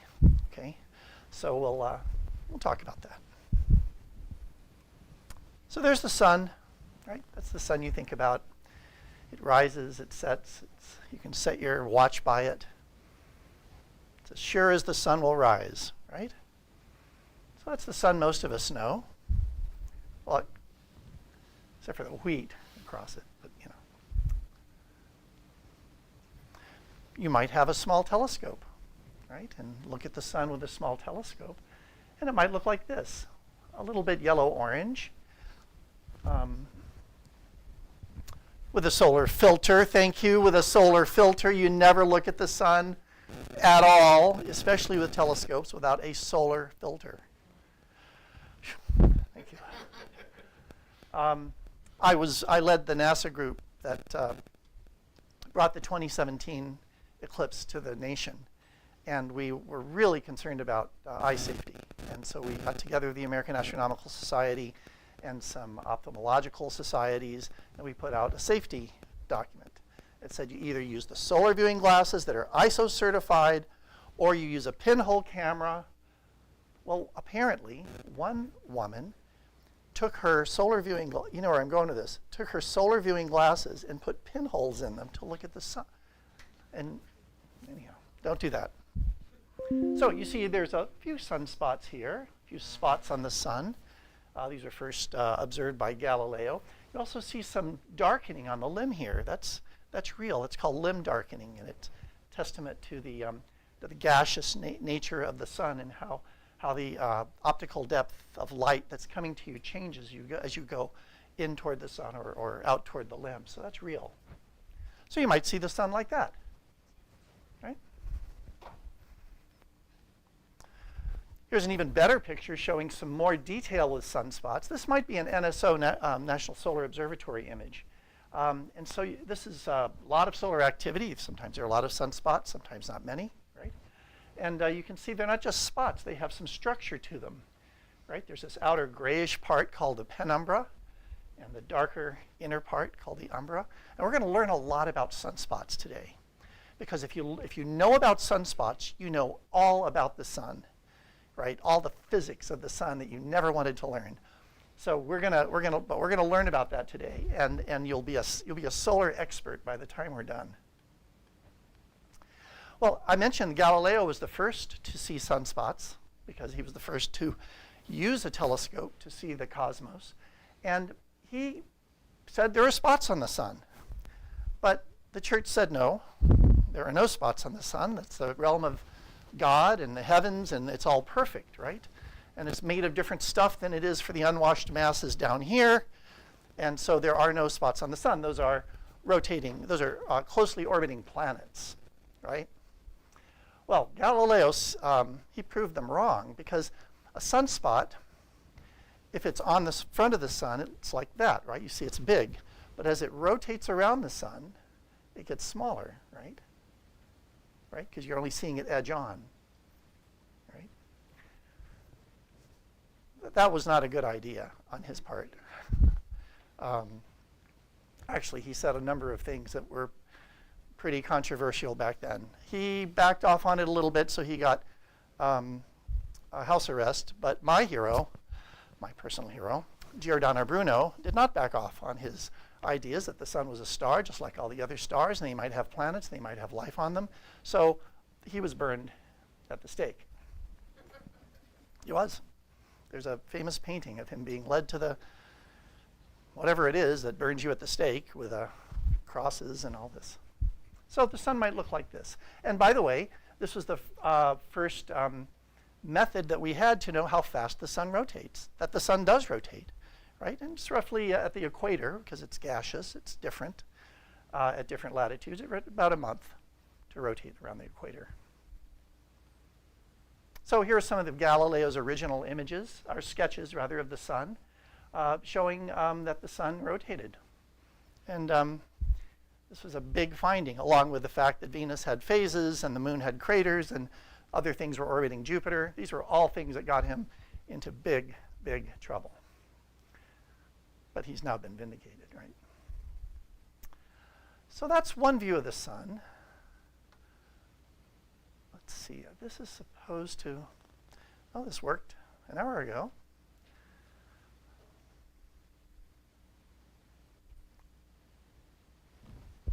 Let's see if I'm still connected to the internet here. I am. Well,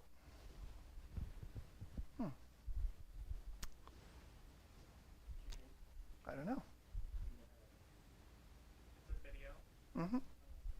I hooked it up an hour or two ago, and it worked. Well, we'll figure it out. All right. Is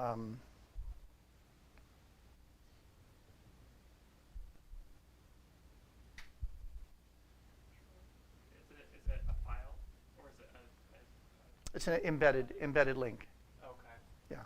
In either event, if we put a telescope, a solar telescope, in a spacecraft and loft it above the Earth's atmosphere, so that we're not, so the atmosphere is not absorbing the higher energy radiation, the ultraviolet, the extreme ultraviolet, the X-ray, the gamma ray, that our atmosphere, thankfully, absorbs for us, we would see the sun looking like this, right?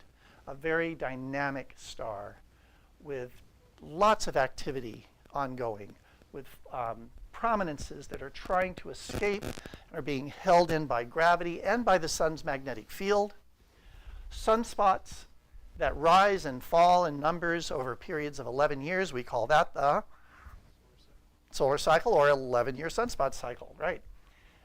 It's a very dynamic star. And it turns out that it's the perfect star for us. If it was less massive, it would be too flary for life to have a good chance to start on this planet. If it was much more massive, it would have too much high energy radiation, X-rays, gamma rays, for life to get a good start. Okay, so this star that we have is right, this yellow-green peaked star is just perfect for us, I think. I mean, life can take many different forms. I'm sorry the video doesn't play. Well, we'll see if we can come back to that.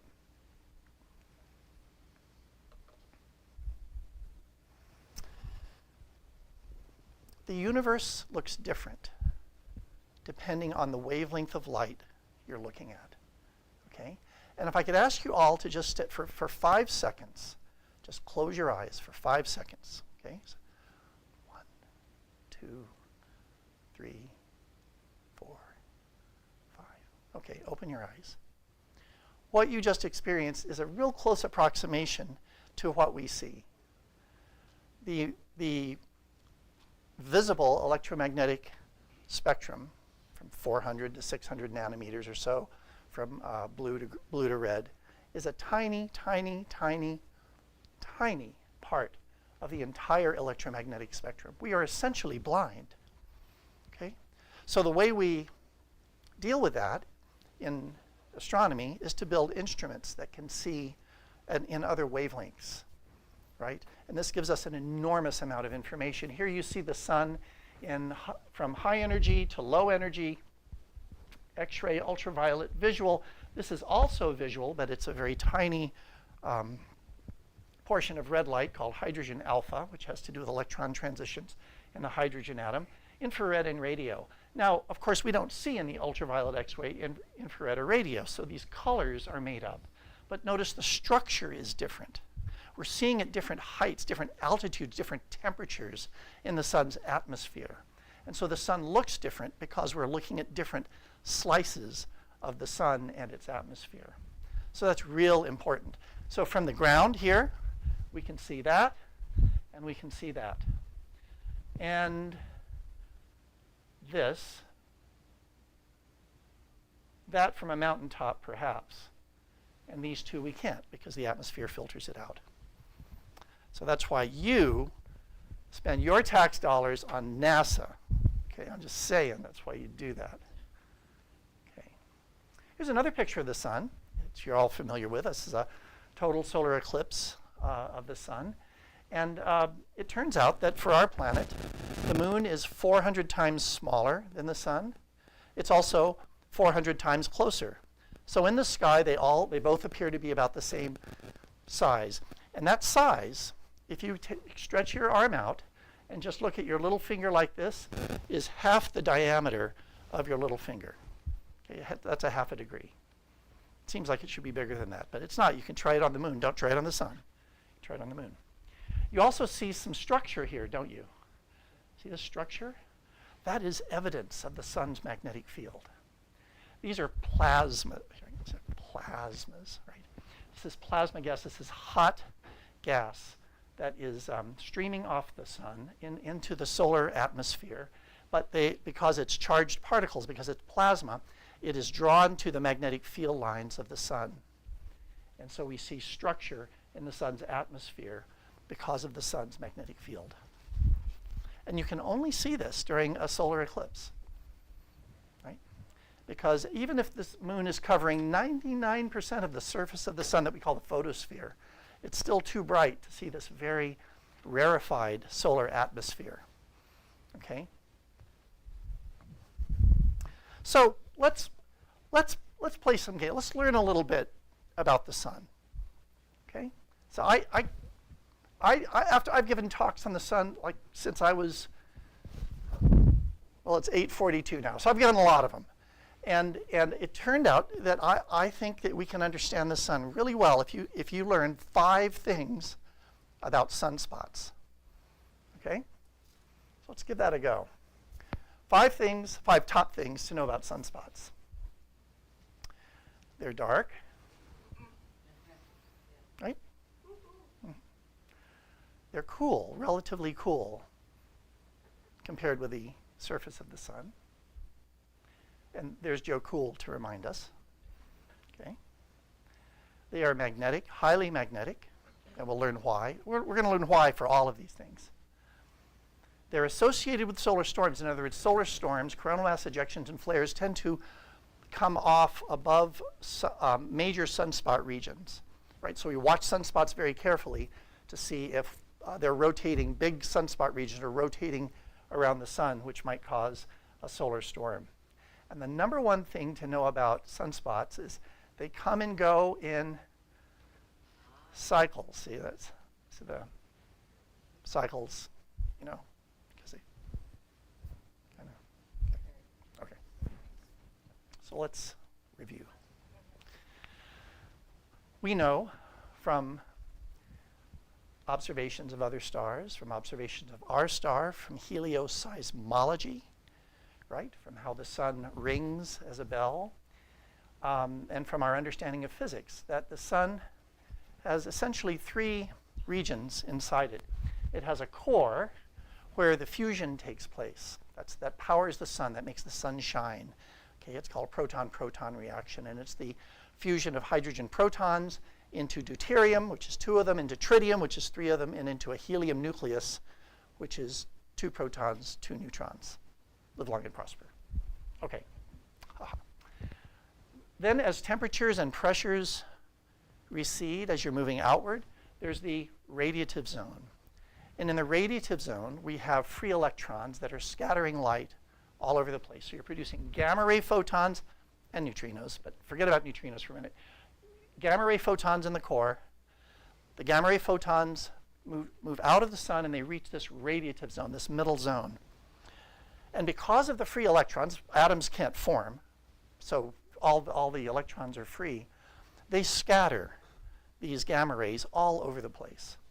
And as a result, it takes, on average, and it's a little bit model dependent, I agree, but on average, about 100,000 years for that gamma ray photon to get from the core, where it's generated, through the radiative zone. 100,000 years, on average.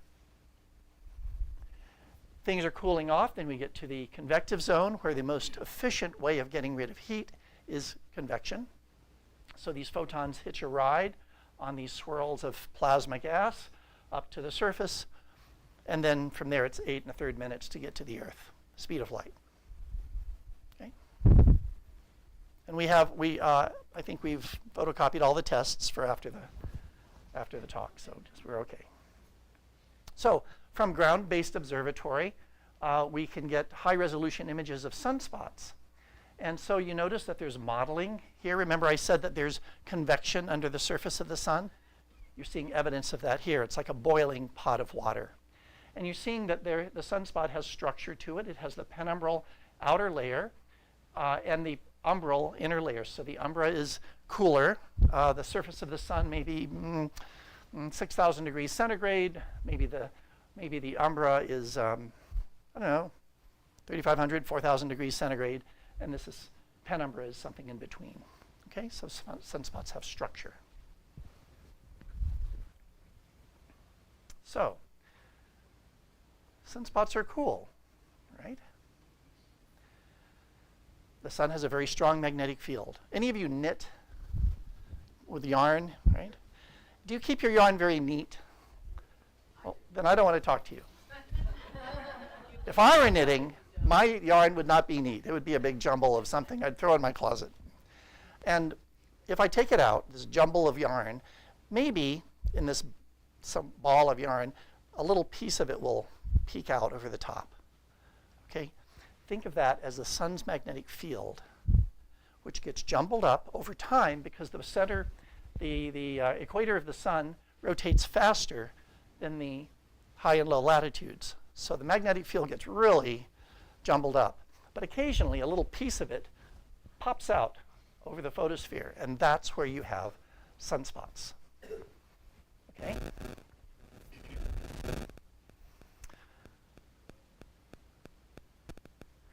So because sunspots are highly magnetic, they are pushing down on this plasma that's trying to convect to the surface, right?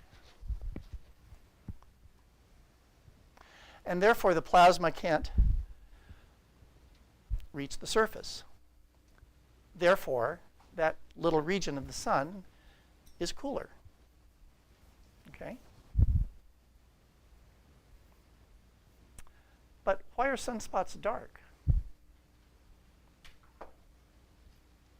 Well, we just said they're cooler than the surrounding photosphere because of the increased intensity of the magnetic field around sunspots.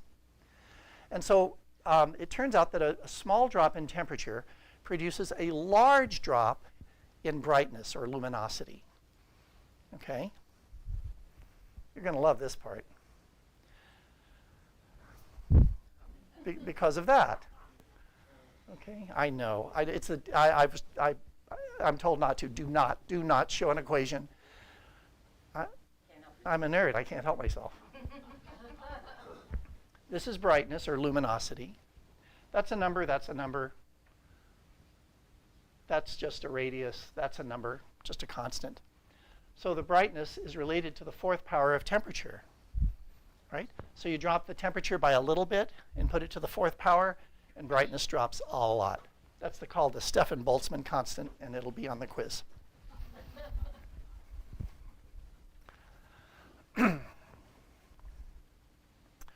But it turns out, now this is really counterintuitive, that the sun is actually a little bit brighter during sunspot maximum, when there are a lot of sunspots on the sun. You say, well, that doesn't make much sense. Sunspots are dark. The sun should not be quite as bright.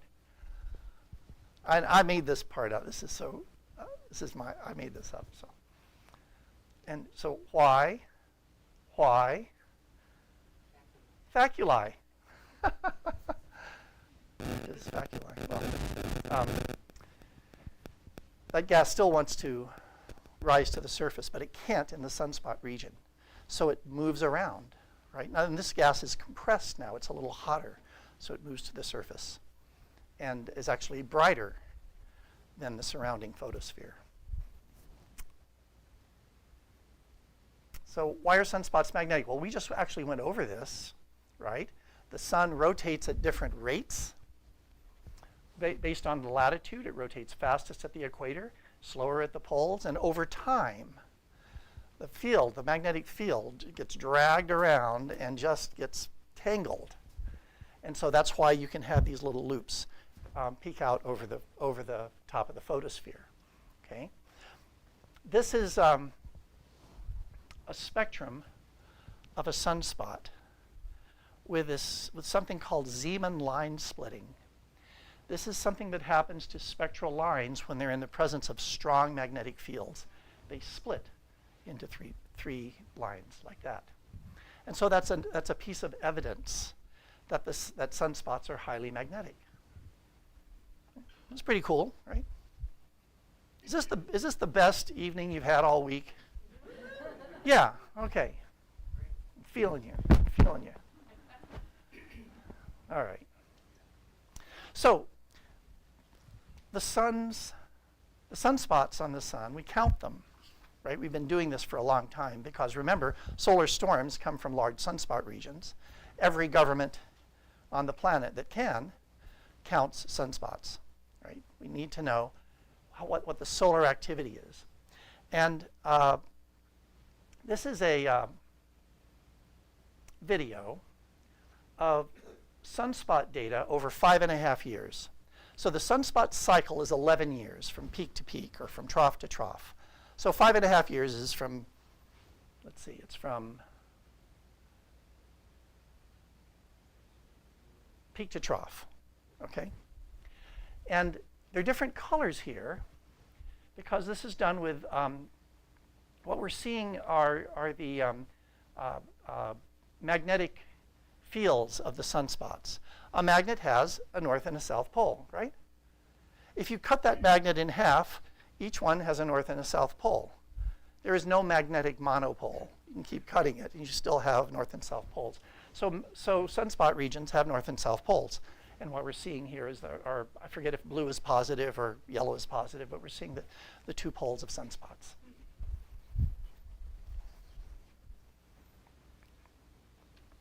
So 11-year sunspot cycle, we can, it's approximately 11 years. It's not exactly. And so we can see all the way back to 1900, and probably before that, we have data on the number of sunspots, right, as they rise and fall over an 11-year cycle. It's also true, we now know, that other stars have sunspot cycles. Okay, so we learn about other stars by looking at our star, the sun, and the reverse is true. And so I don't, oh, of course, HD 10476 and HD 3651. This is data of sunspot data of other stars.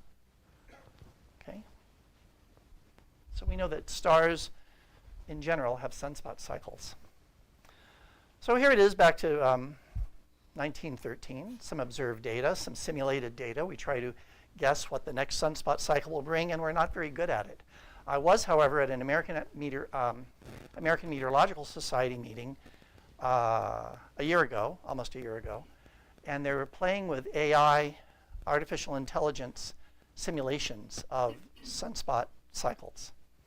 And which would do better, the heliophysicist or the AI heliophysicist? It turns out AI does a pretty good job at predicting the intensity of the next sunspot cycle, right? So it occurs about every 11 years, más o menos, right? There's my Spanish teacher used to say más o menos, pero más menos que más. But we don't know what the intensity will be or how many will be the maximum. And it turns out that artificial intelligence does a pretty good job in predicting that. Well, so I said, yeah, every 11 years or so we have a sunspot maximum. Not always. There have been periods where there was essentially no sunspot activity. This one is called the Maunder minimum. And it turns out that that period of time is associated with kind of a mini ice age in Europe. And if you look at the artwork and the stories of that time, they're all about snowy scenes and Hans Brinker and the silver skates, or, you know. But that's only a correlation, and I think the thinking of that is turning around that there is probably no cause and effect here. But there have been reasons, and we don't know why, periods of time with no sunspots or relatively few sunspots at all. And we can identify this in ice cores, looking at isotopic ratios of gases, that this kind of thing has happened before. Oh, that's just an image of a star. I think this is this might be Betelgeuse, actually, with two large sunspots on it.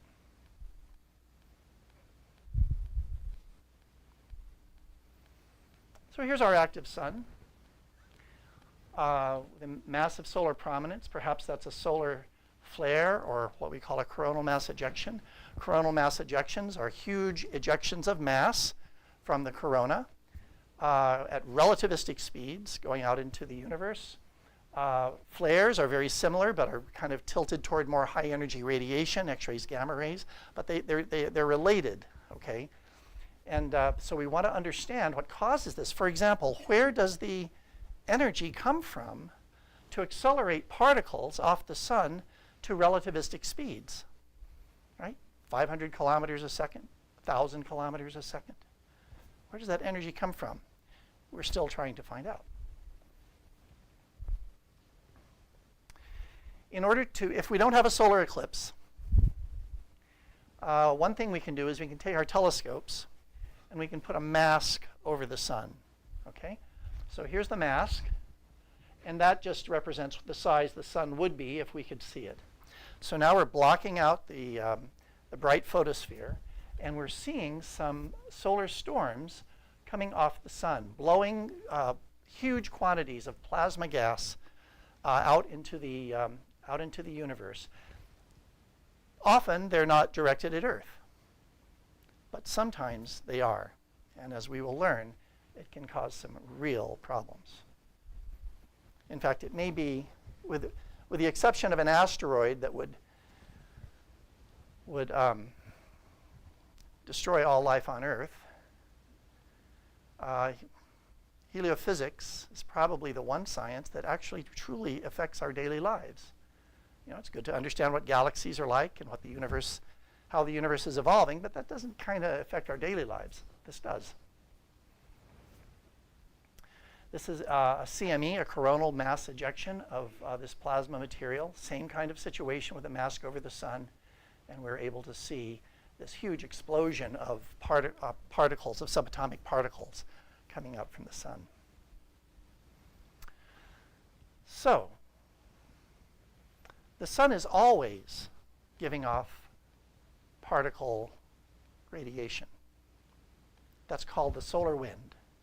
Sometimes there are huge explosions of this in the, probably generated in the chromosphere and then in the lower corona, and those are solar storms, but it's always giving this off. In fact, that was predicted by Eugene Parker, who's the namesake of the Parker Solar Probe, and we have now observed it.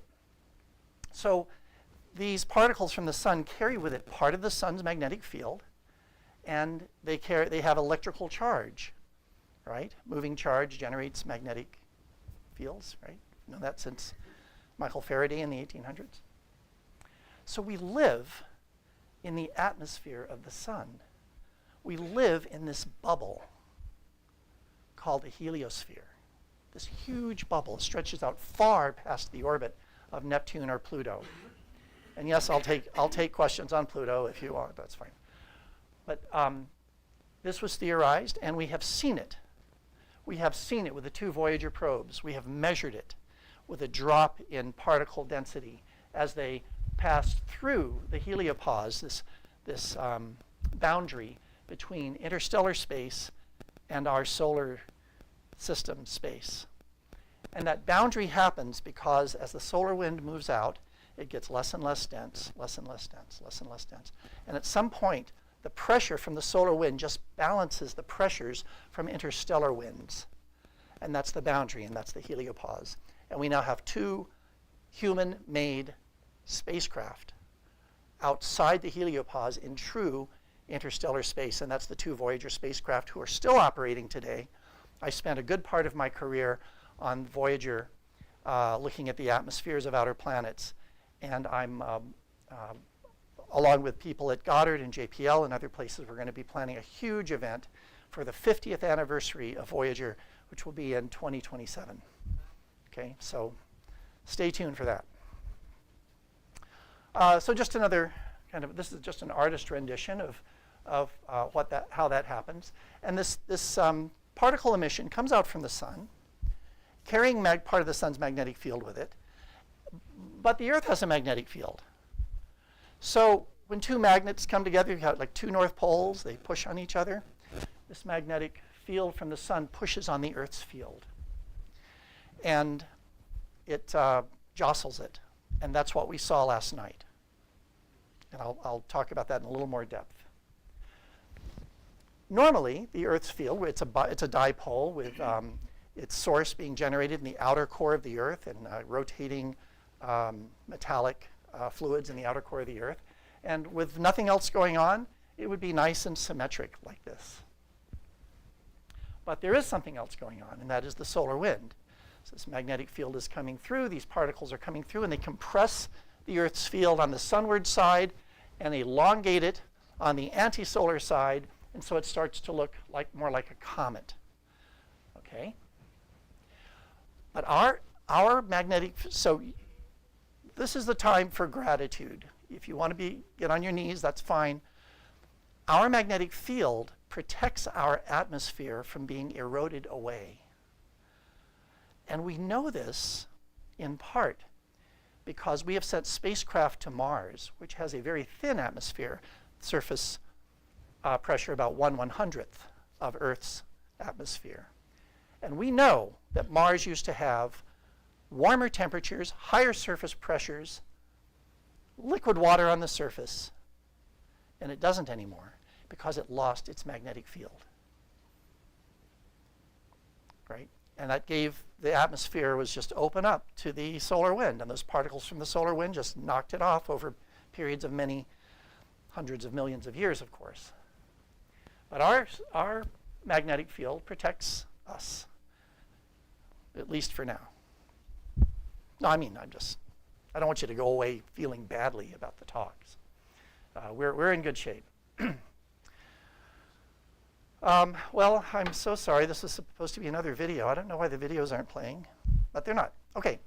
This is a model of, we can predict what the Earth's magnetic field, how it will respond to solar storms. And so here we have a model where the solar storm is coming in from this side, and the Earth's magnetic field is responding. And what happens is it wraps back around the Earth, okay, like this. And the field lines, some of the field lines close up because you're pumping energy into the magnetosphere. And they close up. And when they do that, they're creating a circuit. And now charge can flow, right? Charge can flow through a circuit. And so the charged particles in the magnetosphere latch on to these closed magnetic field lines and spiral their way down into the Earth's atmosphere, colliding with nitrogen and oxygen in our upper atmosphere, and that's why we have aurora. Okay? The greens and reds, I think, are generally oxygen collisions, and I think the blues are nitrogen collisions. I believe that's true. And so we have beautiful aurora. This is called the planetary K-index. The first thing I did when I saw the picture of the aurora outside, well, before I yelled at my class, the second thing I did was to look at the planetary K-index, the KP index. It's a measure from a lot of different magnetometers around the planet of how much the Earth's magnetic field is being jostled, and that tells you something about the power of the solar solar wind, or the coronal mass ejection, the solar storm. And so normally it's down around 1 or 2, and last night it was up around 8 or 9. Okay, so when I see that, I go outside. Of course, it's always cloudy, but never mind that. So, and you can just Google KP index. It'll be right there. You can look at it. You can find out whether it's worth going outside and freezing to death. So we get beautiful aurora, whoops, just like that. Right? It has structure, they wave, they move. I've been in Barrow, Alaska for first polar sunrise, and I've seen the aurora. We were actually looking for polar bears. You look for them at night because you have to see the light shining off their big eyes, because if you see them in the daytime, it's too late, they eat you. I'm serious. So the aurora can be beautiful, and you have structure and waves, and it moves, right? It turns out, by the way, that the kids, and we did some education outreach for the kids in Barrow, they don't know why there are aurora. But they have a little song they sing, because aurora happen all the time, and they have a little song they sing. It sounds a little bit like Jingle Bells, and it translates into oh, beautiful lights in the sky, please don't come down and cut our heads off. And then they run away. It's kind of something we learned. This is what it looks like from space. Now this is a model from the NOAA Space Weather Prediction Center. This is just a model.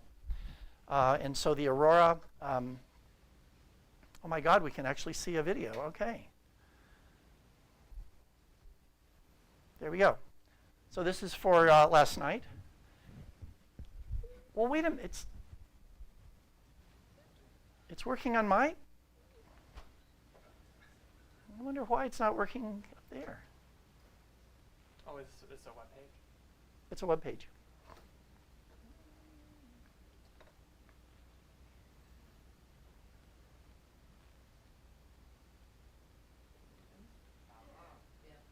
Oh, wonderful. Thank you. Just let me know when you want to go. Oh, okay. This auroral oval is generated by particle emission that is tied to the Earth's magnetic field, which is not coming out of the North Pole. It's coming out of the sides of the pole because it's generated deep inside the Earth and coming out from that. Okay. The colors here are probability of aurora as well as approximate energy deposition into the atmosphere over time. Okay, I'm ready.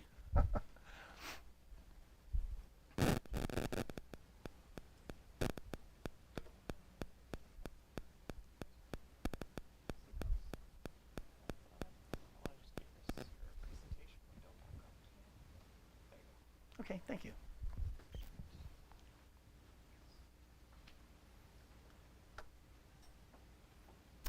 This is also what it looks like from space. The International Space Station and the Space Shuttle have fairly high inclination orbits, so come kind of near the poles. So this is, I forget which one took this, but it's a picture of the aurora from space. And you see the different colors that represent the different types of collision. Well, not just Earth. Jupiter has aurora, right? This is a Hubble Space Telescope image. This image is a visible light image. These images are ultraviolet images, right? It's the same kind of process, but the gases are different. And the Jovian aurora emit in the ultraviolet, right? And Hubble can see in the ultraviolet, so we kind of overlaid those two images. And Jupiter has a strong magnetic field, a huge magnetic field, stretches out beyond the orbit of Saturn. So the same kind of thing is happening there as with the Earth. And not just Jupiter. Here's Saturn. Saturn has aurora. In fact, all of the outer gas giants, Jupiter, Saturn, Uranus, and Neptune, have aurora for the same kind of physical process. Also, this is fine. I mean, why waste time on that? We're using a lot of your tax dollars, and I apologize. Okay? So why are we spending so much time learning about this? Electronic grids and stuff. You guys are way ahead of me. Why study the aurora? Well, because these are major energy pulses into our environment. They can turn off spacecraft by charging the sensitive electronics in the spacecraft. They can pose real problems for astronauts between Apollo 16 and 17, late in the 1970s. We weren't sending anyone to the moon or bringing them back, and nobody was on the moon. But there's a major solar storm that came right at the Earth. And if there had been astronauts on the moon or on their way to or from, it could have been a real problem health-wise for them. It can also cause power blackouts. Remember I said that moving charge generates a magnetic field, and moving magnetic fields generate charge or current, right? And so you can just kind of leapfrog that all the way down to the surface of the Earth, and you have what are called ground currents. And if these ground currents are strong enough, they can blow out power transformers. And they have, and I'll show you a situation where that happened. when I talk to my class about this at Marymount University, I'm saying all this, and they're kind of fine. What time is it? But then I say, and it can destroy cell phone communications, and then they're targeted. So radio communication, cell phone communications, it can be a real problem. And the other thing that it can do is pump energy into the Earth's atmosphere, which makes the atmosphere heat up and expand. And as the atmosphere expands, the low Earth orbit spacecraft are sensing more atmospheric drag, and therefore they have a greater tendency to deorbit. So, blinding the satellites with single event upsets like with protons, and making them deorbit. If you have military satellites, spy satellites, where you know what's going on around the Earth, and now you don't, what do you think would happen politically around the planet? Probably not. Probably not too good. This is the Bastille Day storm back in 2000. You see this image. Can you see my cursor? Oh, I've got two screens going on here. Maybe that's the problem. Well, anyhow, here where you have one of our spacecraft looking at the sun, and all of this stuff here is saturation of its sensor from that storm. All right. Here's the auroral oval, looking all the way down to Mexico. There were aurora. It was a major storm, and here are some of the spacecraft that were damaged in that storm. These are these are NASA and NOAA spacecraft. So we can get the data from them. Private industry, communication satellites, and so on, very difficult to get the data for that. So you can imagine that probably it wasn't just NASA and NOAA spacecraft that were affected. Back in 1989, the region here in Quebec had a power outage for a number of hours because of the ground currents, right? So this can really happen. And then the mother or father, this is new millennium, I get it, could be or neither, depending on how you are, all superstorms happened in 1859, the Carrington event. And we know about this because there were reports of aurora as far south as South America. And there were newspaper reports of, they didn't have sensitive electronic, they had teletypes though, and the teletypes fused together because of the ground currents. And teletype operators were knocked off their stools from the charge. So we have all this evidence from newspaper reports of this Carrington event, which was a massive solar storm. And there have been some studies. What if there was another Carrington event now that we have very sensitive electronics, cell phones, satellites, you name it? It would cause many, many billions of dollars of damage, maybe even into the trillions. Okay? And we know from, again, isotopic gas ratios from ice core drillings that the Carrington event is not the biggest solar storm the Earth has ever received. There are much bigger ones. So we're just sitting ducks. I encourage you to go out and max your credit cards out today because I don't know if there's going to be a tomorrow. I can't tell. I can't tell. All right, so how do we look for this? Well, there's the National Solar Observatory, at least the older one. There's a telescope like we have out back, I think, a hydrogen alpha telescope. We can look from the ground, right, with our telescopes, and we can look from space. This is a subset of many of the spacecraft. In fact, I don't think this is up to date. It is not quite up to date. But of the spacecraft that we have looking at the sun, looking at the solar wind at the L2 Lagrange 1 point between the sun and the Earth, right, where you can kind of orbit this point in space where the gravity matches. looking at the Earth's magnetosphere and looking at the Earth's upper atmosphere and putting that whole package together. That whole package is the study of heliophysics.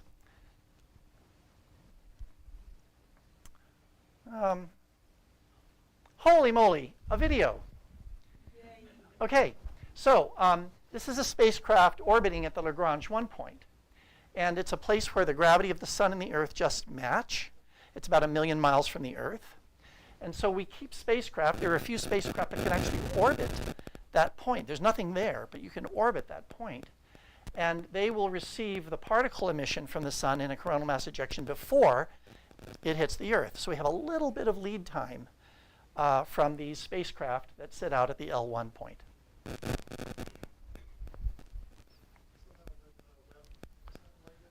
Webb is at L2 on the other side, right? You wouldn't want it near the sun, it's, right? That would be bad, bad, bad. So you put it kind of put the Earth between it, and it orbits that point about roughly 1 million miles away from the sun.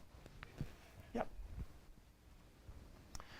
This is what I was talking about, the solar storm that happened during the Apollo days. Unfortunately, we didn't have any astronauts in space at the time. But this is a real problem. The space radiation problem is the biggest problem, in my opinion, in getting people to the moon and Mars for any kind of long-duration space flight. Right? It's very difficult to protect against it. You can wrap them in water, but water weighs a lot, right? And so this is a problem we have to learn to solve. And I'm just going to end today by talking a little bit about the Parker Solar Probe. I mentioned Eugene Parker was a scientist who theorized before it was observed. That's very powerful, that the solar wind should exist, and in fact it was. Usually we name spacecraft after famous people after they've died. Not this time. Eugene Parker was at the launch in 2018.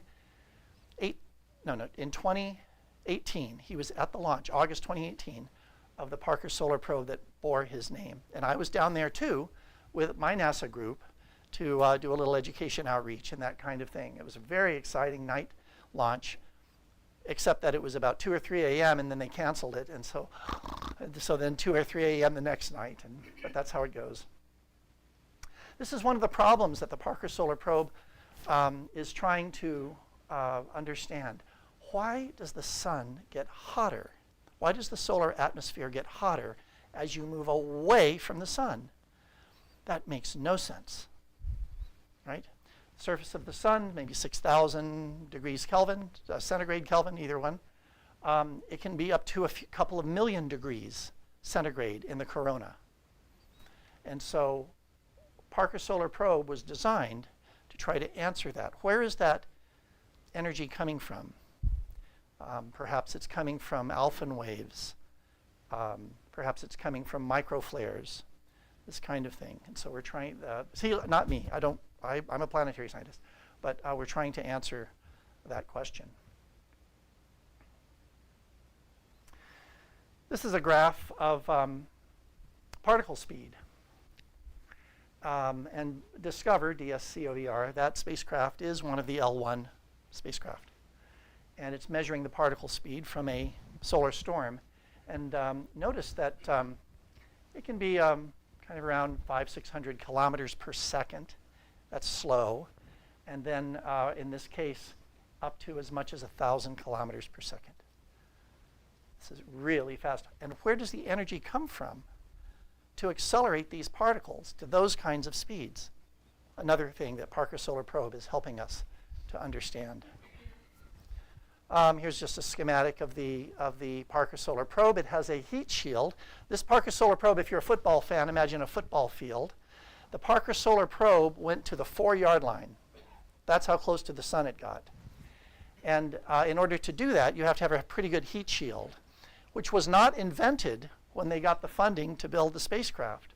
So this heat shield here is made of carbon composites that are kind of sandwich in very low density carbon shielding, and it's painted with a white paint to reject as much energy as possible.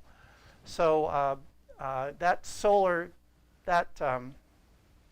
thermal protection system must stay between the spacecraft and the sun when it's near the sun, or all of its electronics will be seized up.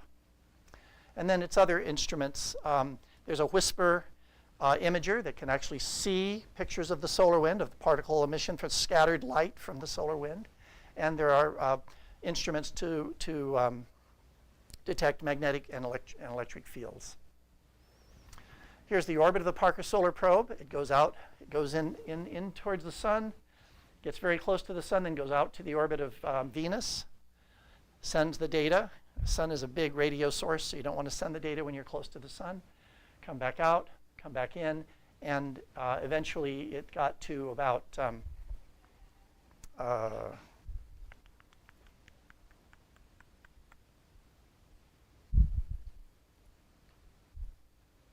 3.5 million miles from the sun. I think that's the right number. There was the launch, the night launch. Night launches are cool. I mean, because it's night, so they're very bright. And here's just a graphic, a video of what the Parker Solar Probe does by keeping its shield always between its sensitive electronics and the sun. So that's my talk. If you are interested in finding out more about the sun and space weather, or anything in astronomy, you might tune in to Space Oddities, which is my YouTube show. It's a international group of astronomers. It's live every Tuesday at 3 p.m. And we talk about what's happening in space. And we always have a space weather segment where we look at the sunspots coming around, we look at the solar wind, we look at the proton densities, and we try to predict what solar activity there will be. So Tuesdays at 3 o'clock, if you're interested, and I will end there.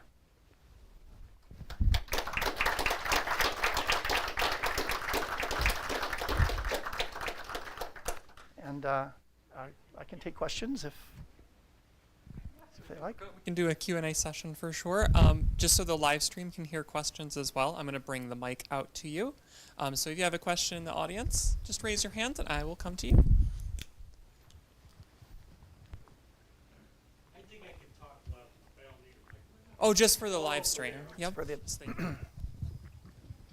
I received the alerts from Rice University for the KP index, so Oh, yeah. I'm one of those that go outside when it's KP 7 or 8 also. Fabulous. But Where do you live in this area? yeah, I have a cottage like 20 miles south of here. Great imaging last night. I received, all the KP indexes, and I saved this one because I wasn't sure what it meant. And it says proton event 10 MeV integral flux exceeded 10,000 PFU. What does that mean, the heck? and is it significant to me? Well, MeV is mega electron volts. Protons, remember the plasma from the sun is detached, they're ions, right? So you have electrons and protons, right? And so you can measure the proton flux. In other words, the density per square area of protons hitting a sensor, and that will tell you how powerful the solar storm is. And they measure that in units of millions of electron volts, which is connected to the speed of the proton. Okay, so it has something to do with solar wind speed? Yes. Yes. Oh, okay. Yes. Okay, gotcha. And density. And density, right. Right. So that solar wind speed, solar density, BZ tilt, all that stuff leads to KP. Hey, you explain BZ to these nice folks. Well, I was going to ask you, my impression of it is the magnetic tilt. And the way, pointing south, we get it. If it's not, we We don't talk get it. about magnetic fields, and we use the letter B for reasons I've forgotten. And you can have a field in X direction, or Y direction, or Z direction. And so BZ is B sub Z. It's the strength of the magnetic field in the Z direction. I'm good, thank you. Mm-hmm. Any other questions from the audience here? All right, one over here.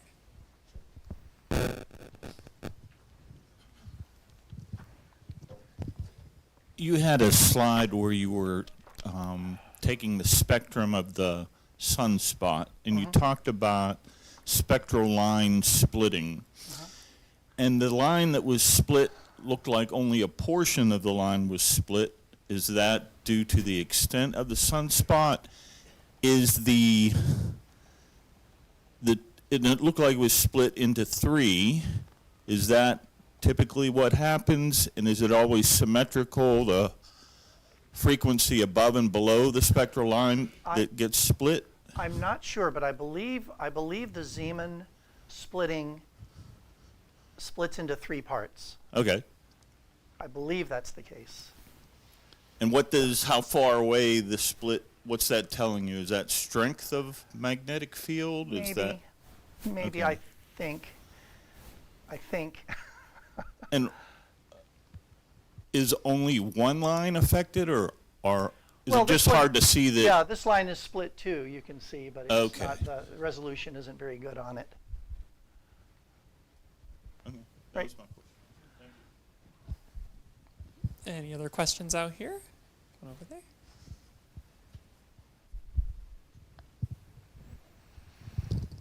I was curious about one of your previous slides. It was the second thing that you did with your students when it was when the magnetic shield they were green, orange, and red. Oh, the different colors of the aurora. No, not that. Oh, KP index. Okay, thank you. Let's see if I can find that. Okay, now we go forward.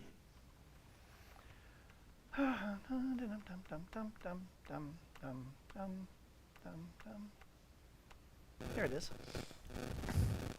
Is there always like a yellow spike before the major spikes? Well, no, but often you'll see a gradual rise to a, into a much higher intensity regime, and this again is the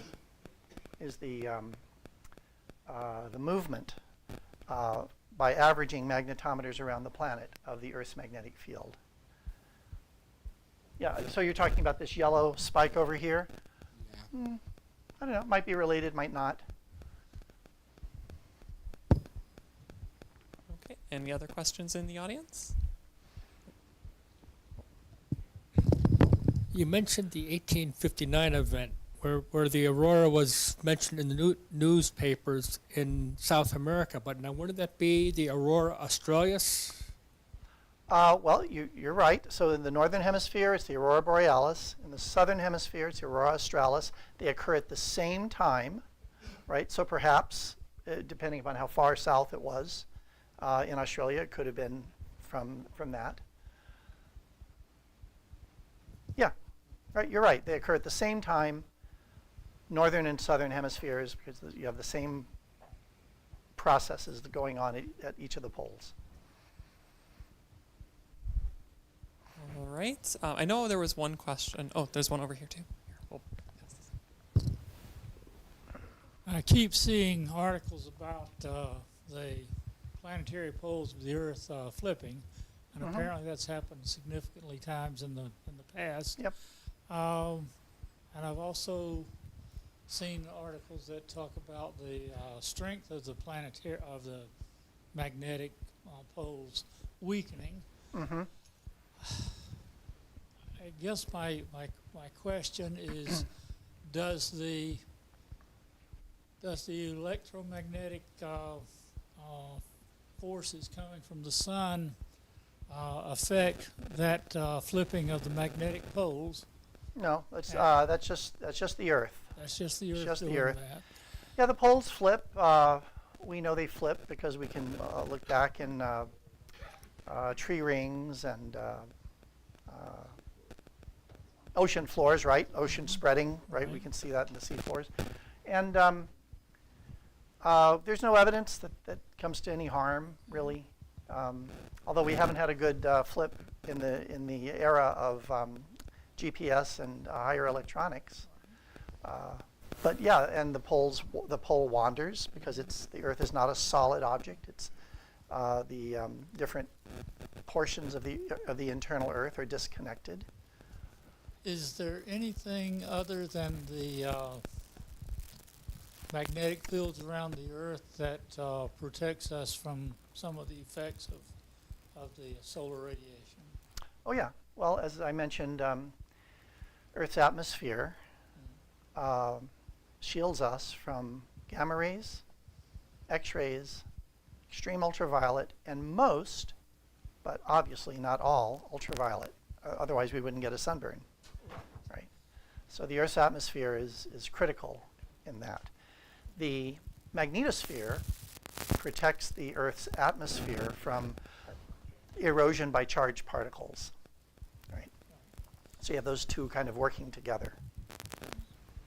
One other little thought then along this question is, for at least in my younger years, we heard a lot about the hole in the Ozone hole. ozone hole. Yes. That's doing quite well, I understand.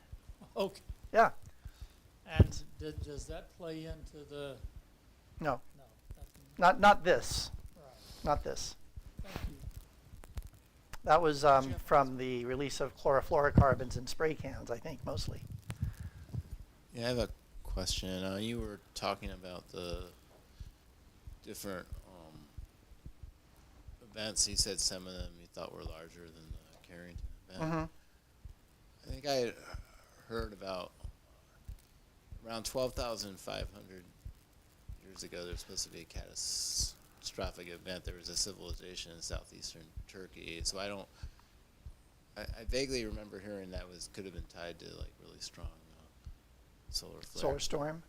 Yeah, but I don't know if that's quite possibly. I don't remember the dates. Does it have like potential effect on the climate though? If you had a really strong, I mean, what would, in the absence of any like electronic devices back then? I don't know. Well, if you are talking about, we know that it heats the atmosphere, the upper atmosphere up, right? Because the atmosphere expands, so we know that. Down here in the troposphere, I kind of doubt it. Certainly not if you're talking about things like global climate change. I would say that I'm not aware of any evidence for that. Also, I mean, this is a little bit tangential, but you had mentioned that you were alluding to the fact that they have like the red dwarf stars, like they're targeting like Proxima Centauri and then the TRAPPIST system because they think they're candidates for possible life. But then you said the solar flares would make that difficult, so I don't know if that would be more of a problem with the tidal locking of the small. Yeah, generally speaking, I mean, so here's the deal. The more we look at Earth and the diversity of life on Earth, I mean the wide diversity of life, including extremophiles that can live in space with extreme temperatures and no oxygen, that can live in volcanic vents at the bottom of the ocean, can live on the radioactive arms in nuclear power stations. Life exists. Life wants to exist. Every time you see if you've ever seen a weed grow out of a sidewalk, life wants to exist. So we're looking for life, like us, right? Like animals, like most bacteria that we know, that kind of thing. And it may be that the life that we find is just fine living in very extreme environments, like orbiting a super flary red star. I don't know. But when NASA spends your tax dollars, we go looking for what we think we know, and we might find something very different. Do you think there's like a catastrophic event that knocked out the atmosphere of Mars? I've heard that, Velikovsky had talked about that. In the early history, there was like a vessel. Well, right. Over time, its dynamo, this outer material, that metallic material that generates the magnetic field. Its dynamo froze out. Now, that gives, even if there's no catastrophic event, right? So there are a couple of things that could happen. One is Mars doesn't have a lot of gravity. So you could have a major impactor blow a lot of the atmosphere sky high, right? Or you can have a slower process where the solar wind just erodes the atmosphere over time, that kind of thing. Mars is relatively cold and not very massive. So it's pretty easy to eject at least the lighter elements. And I'm not sure which happened, but those are two logical processes. And the MAVEN mission that NASA sent to Mars seemed to verify that the solar wind erosion is the primary process that eroded the atmosphere.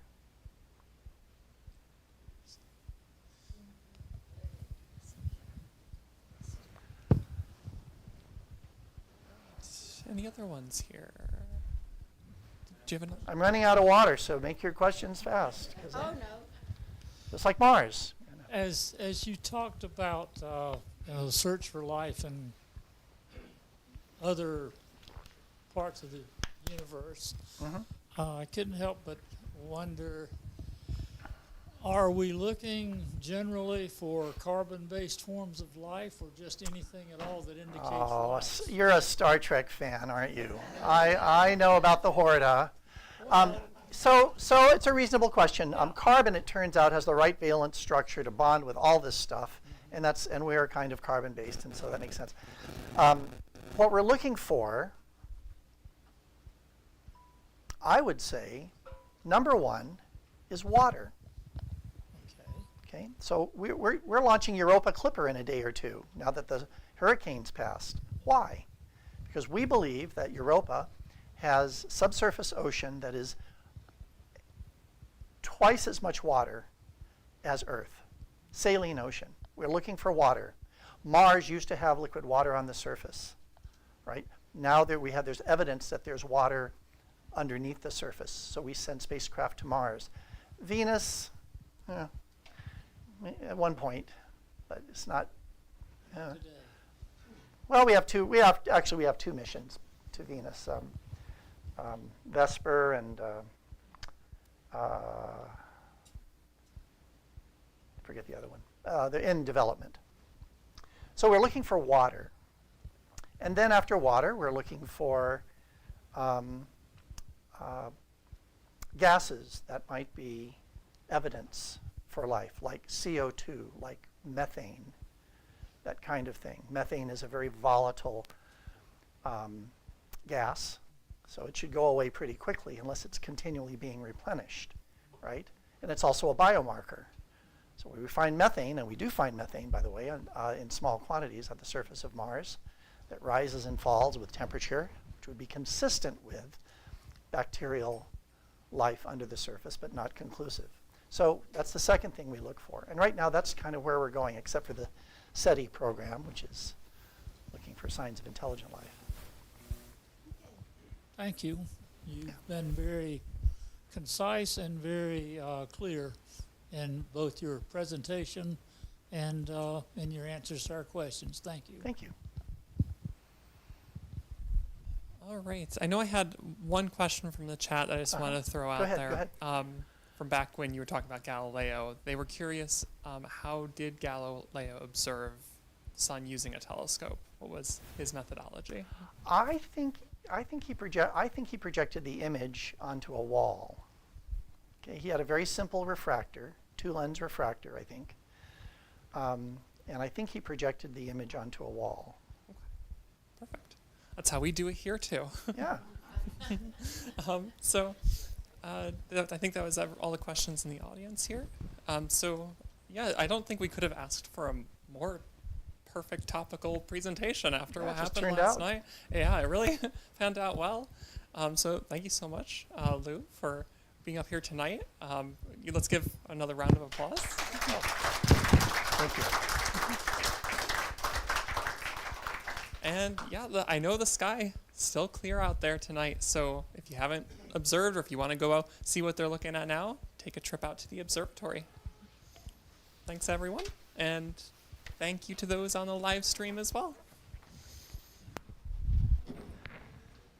All right.